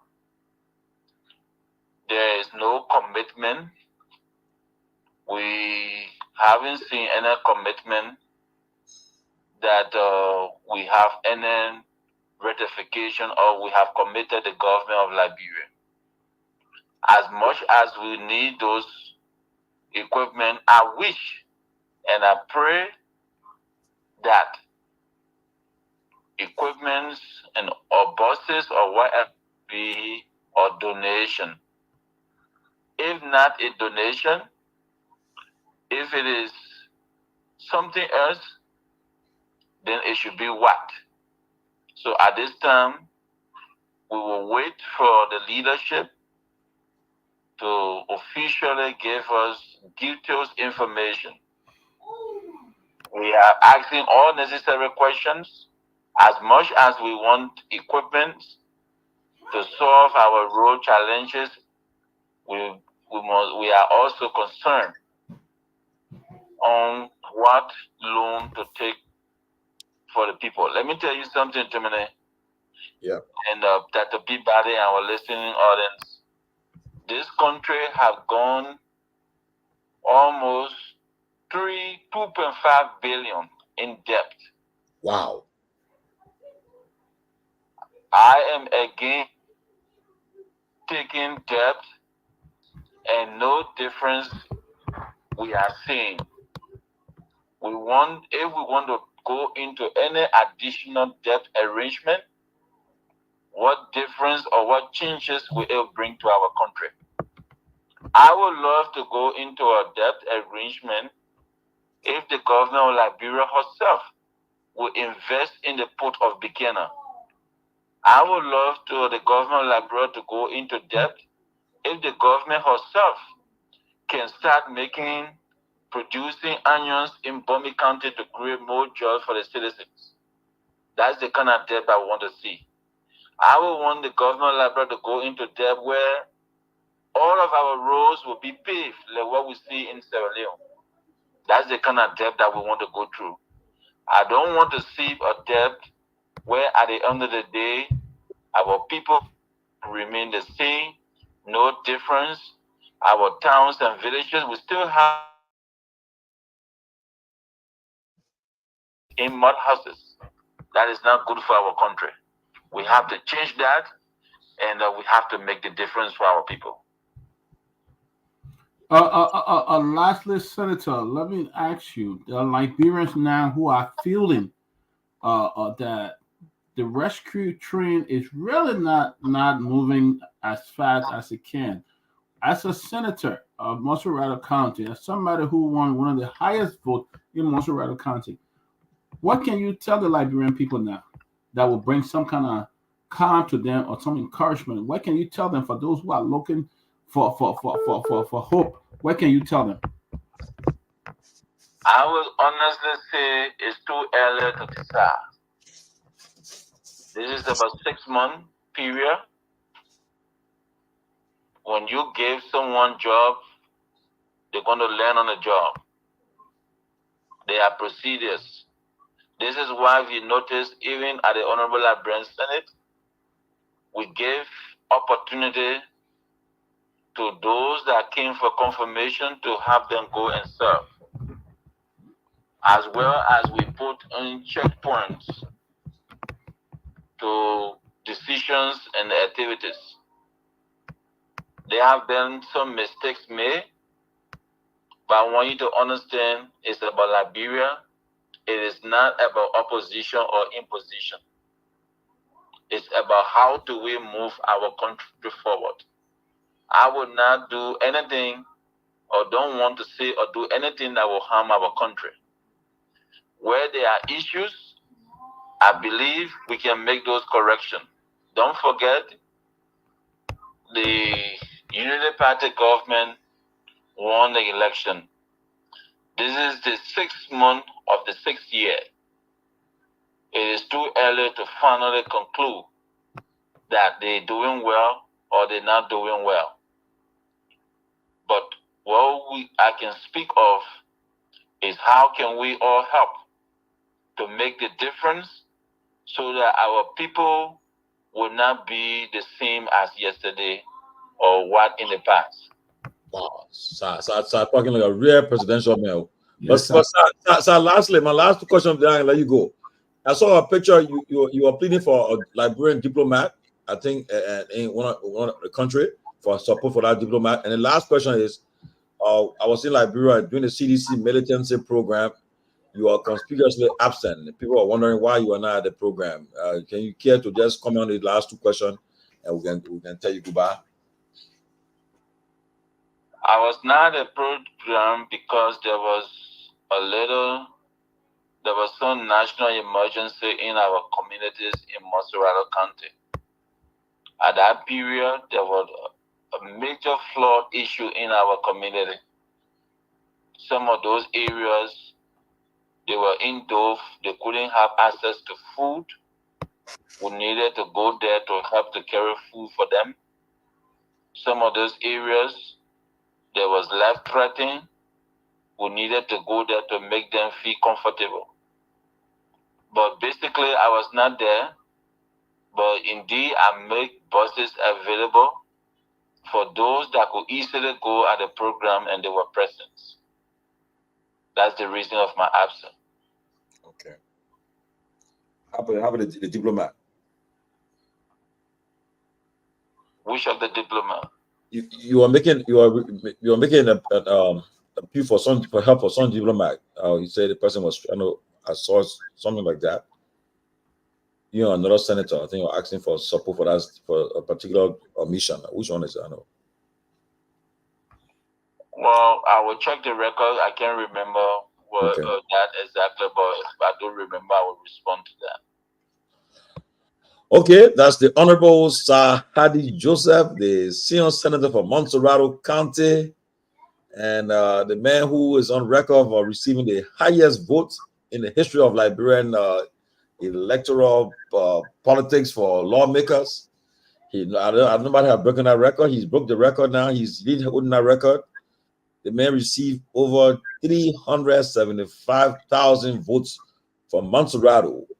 That means people from all the political parties voted for him. See this? Because I know during the election in Liberia, suppose say, so you people will say, "Mipa, I vote I just I'm voting for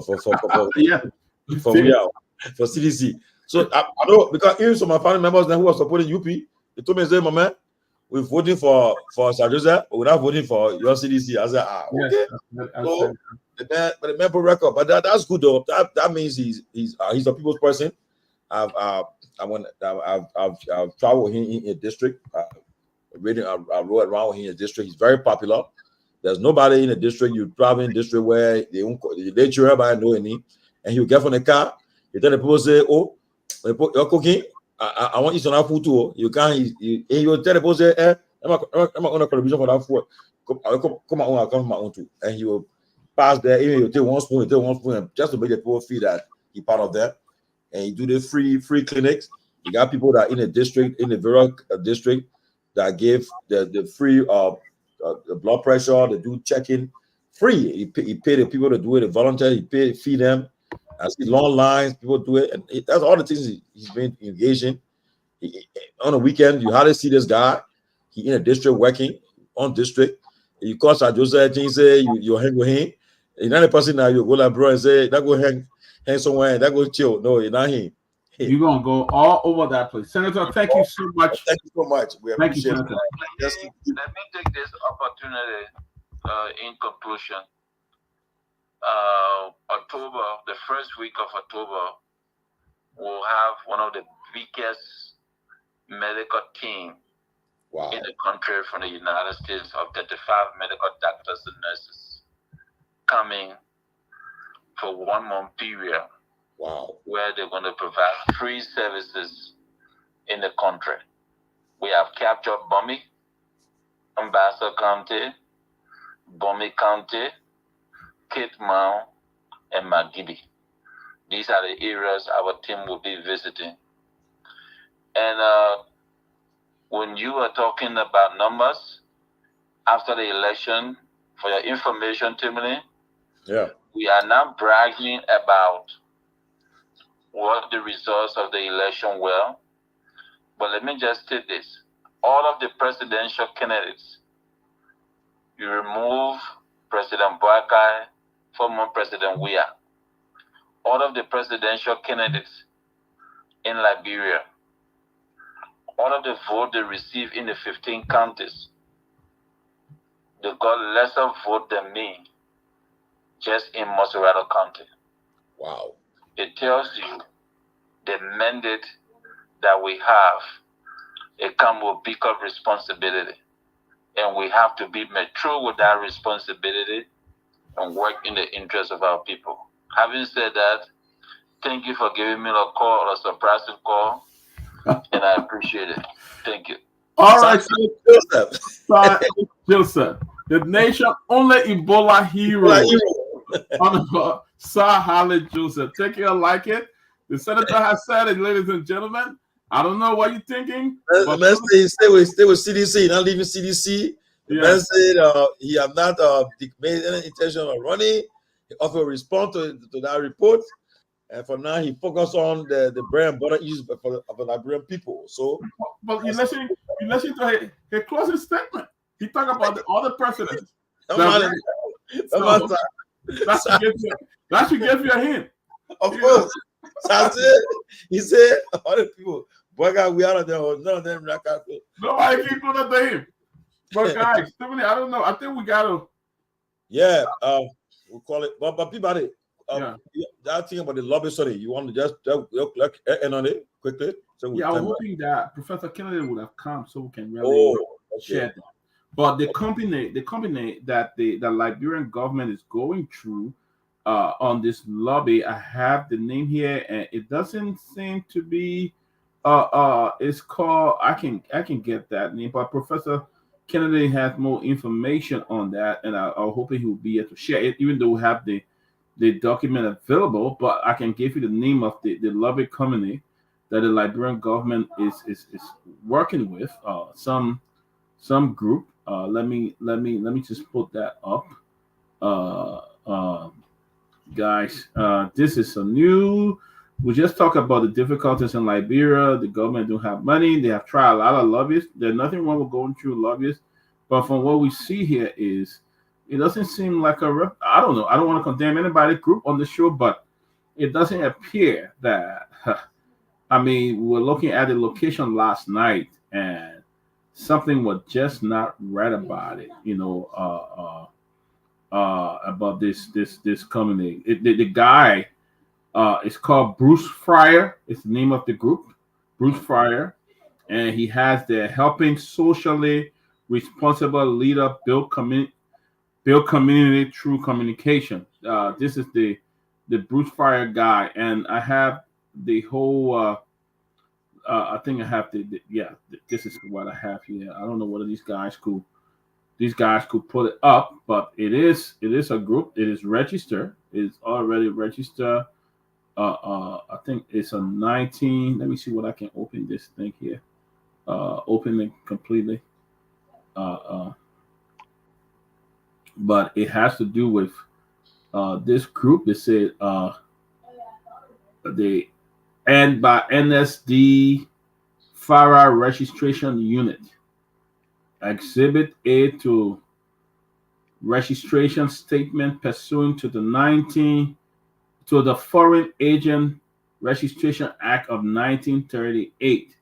So we have this guy here. The name of the group is called Future Pack LLC. Future Pack LLC. They are the registrant. The registration number is 7074, and the name of the foreign principal now. The foreign principal that joined this lobby is called the Liberia Ministry of Foreign Affairs through a group called Vanguard Africa. That's the group they are lobbying, and they say the address is Capitol Hill, Tottenham Boulevard, Monrovia, Liberia. It's the government of a foreign country. That's why it states here. That's the group that the Ministry of Foreign Affairs, they hired this FARA group, this foreign agent who will be the lobbyist for them, and the money involved is we don't have it, but this was done on 7/3/2024. The register with the group on 7/3/7/24. Bruce Fryer So last week, just last week. Just last week, it was done by the Ministry of Foreign Affairs. They did this, and the guy name is Bruce Fryer. I'm trying to see some of the stuff that the information they have in there. I mean, I could put this up for you, but I'll wait for tomorrow and we'll talk more on it. But yes, it's called Future Pack LLC, and this is being done through Vanguard Africa. It's a group called Vanguard Africa. I don't know what's the name of that group. They say, will the activity be on behalf of the above foreign include political activities as defined by Section 1 of the Act? And it says yes. They say prior to the registrar for this foreign principal have the registrar engaged in registrable activities such as political. It say yes. So this is the new lobby group. This will receive from Vanguard Africa 6/24, 2024. The purpose and the compensation. I think they have already paid $5,000 for I think the form or whatever. I mean other things involved. So we'll bring this to you. The Liberian government have entered into a lobby with contract 73 Bruce Fryer. He's the one in charge of this. So we'll bring it to you more when we'll get more information. But what we see here, they say item 8. They say the registrant has entered into a subcontract agreement with Vanguard Africa to support the Liberia Ministry of Foreign Affairs. The following describe the method of performance. Initial briefing. Conduct an initial briefing section with Vanguard Africa to understand the specific needs and objective for each meeting and media engagement. The agenda development. Develop detailed agendas and talking points tailored to each engagement, ensuring alignment with Minister Nyanti's goals. Background, data collection, gather and analyze relevant data and information from credible support the foreign minister engagement. Contextual analysis, provide comprehensive background context for each engagement. Uh, Report compilation, compile finding into concise, actionable reports that can be easily referenced by the minister and her team. Then they have third party outreach as well. So, guys, we'll bring you more about this. In the initial phase for June 24th to July 10th. We don't know how much is involved, how much is being given to Vanguard Group for all of this, but as we get more information on this, guys, we will bring it to you. The Liberian government going to another loving deal again, guys. So it's not easy. They are in another loving deal, another huge sum of money going to be used on that. And here we go. But we'll bring you this live. We'll show it to you. We'll send you all the contract. And there you go. They said, Josh, we are the only one paying lobbyists. And now Liberian government getting into it. But we'll bring you all the information as we have it. This is the closing argument. Today we had a special show. Tomalin, over to you. Yeah, well, it's good to talk about that lobby deal. And it's again, like we said, we'll reach out to the Ministry of Foreign Affairs. We'll reach out to them to inquire about this, whether they actually signed this deal for lobbyists in Washington, D.C. And again, one thing I will tell the people in the government officials, I was chatting with the Minister of State this morning, and I told him, I said, you guys always evading when people try to reach out to you guys to do their due diligence, to find out information, things that we're hearing.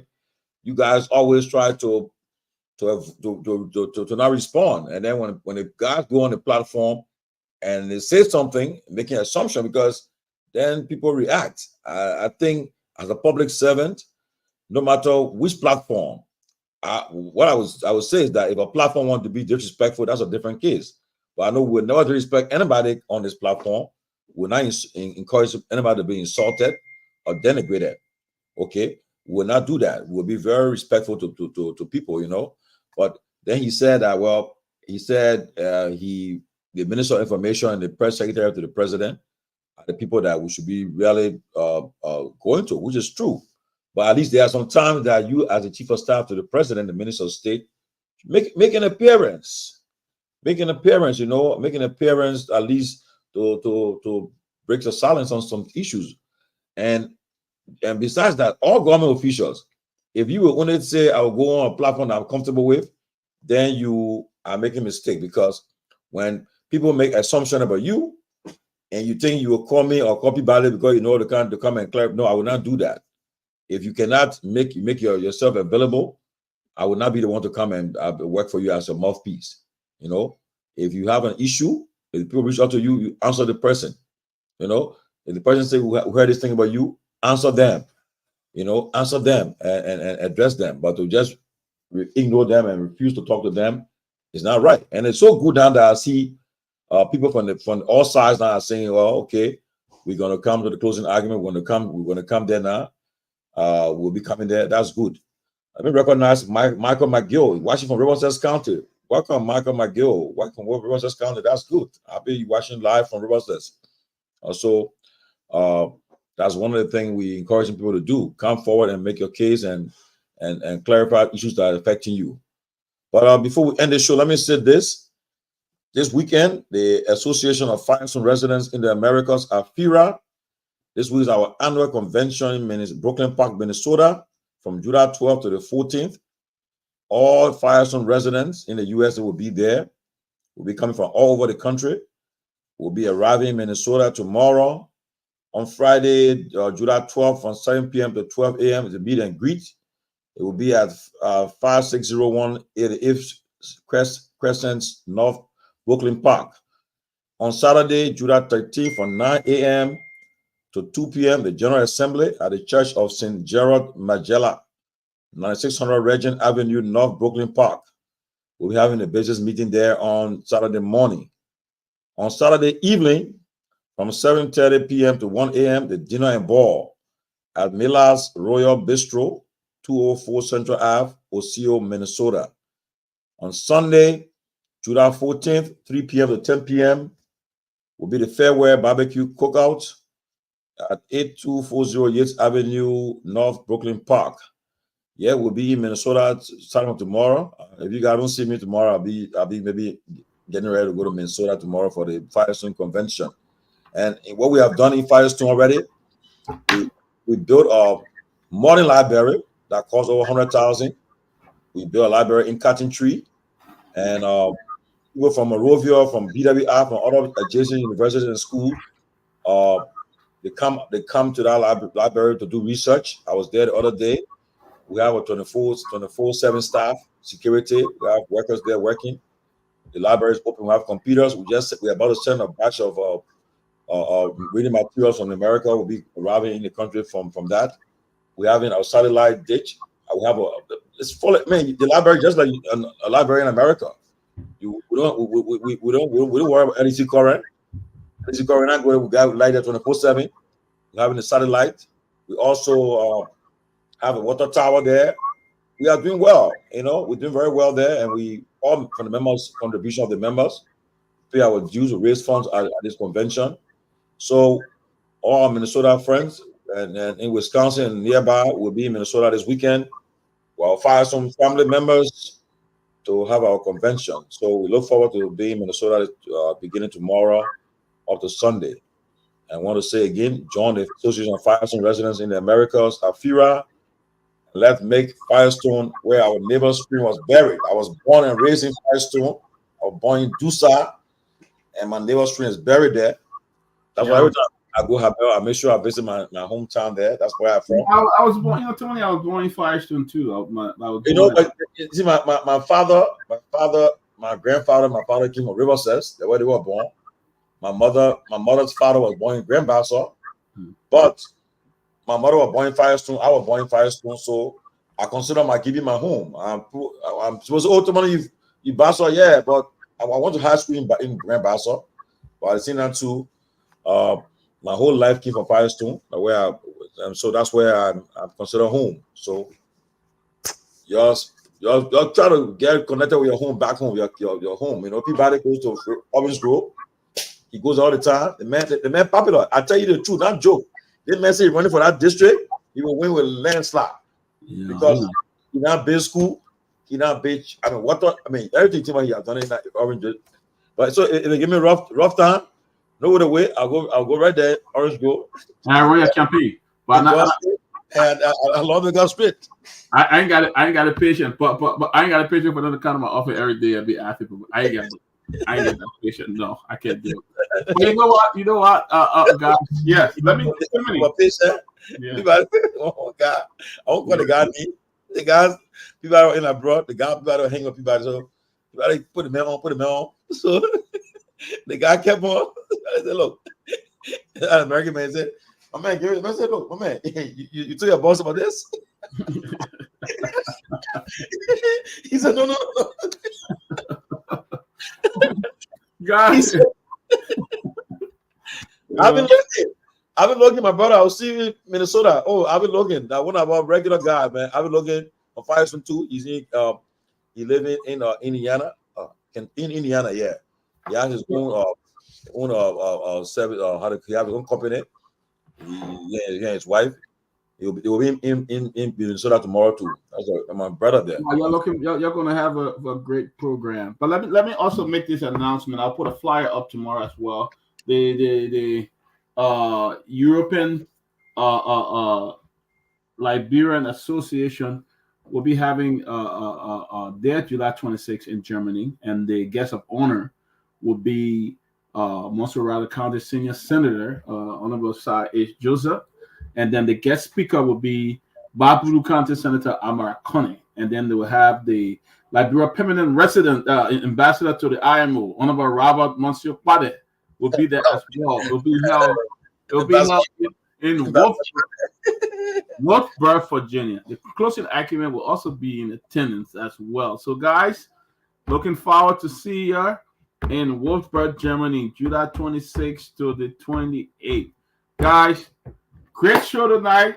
You see the picture of Musa playing one chat room? You see the picture? Don't put it up. Don't put it up. Please. Don't put it up. That Keff Stanton might give Ben Sanvee. Then like Stanton and President Weah, Stanton and President Boyka, Stanton and that is coming. Sure, but tomorrow we're going to be talking more about that on Love It group, the Liberian Foreign Ministry contract with this guy and the Love It deal they're about to get in. We're going to be talking more about that.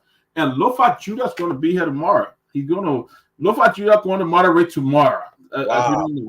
Lofa Julius will be here tomorrow, and he will be moderating tomorrow. All right, Lofa, I know you hear it. So tomorrow, you moderating tomorrow, buddy. Guys, thank all of you. Thank you. Don't forget our Cash App, man. We need your help. The best way we can is just $TCA 2500. $TCA 2500. You know we came on today on a special edition, and we need your help all we can because we're gonna have a live person in Liberia who will be carrying the TCA phone and iPad to bring you breaking news. So we gotta support that guy as well. So you guys call us for Escrow City, right? What the Escrow City means? Team? We gotta find that Escrow.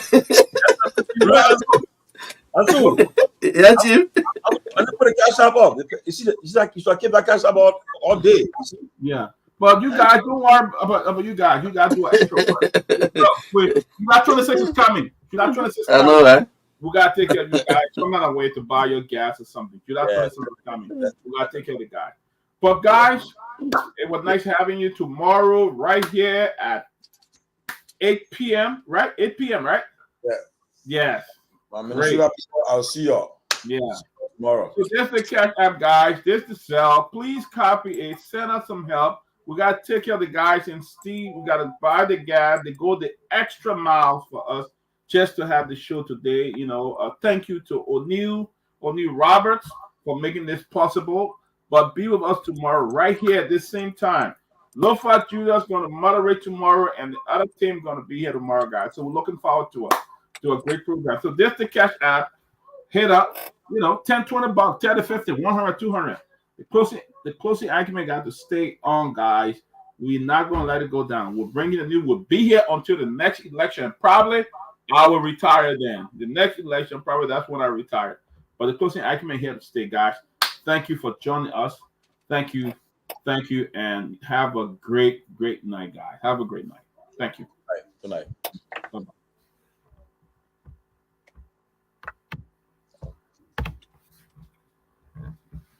Well, I'm gonna watch. I didn't press con. All right, so you could join.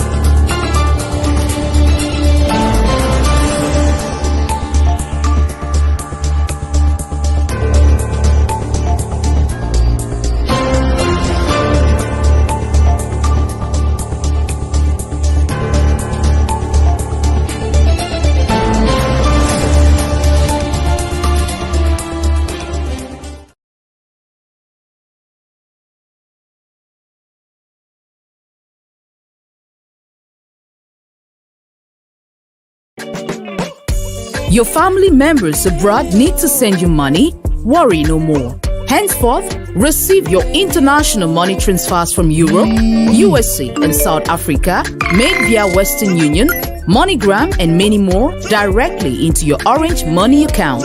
At Orange Money, we are family. Orange Money.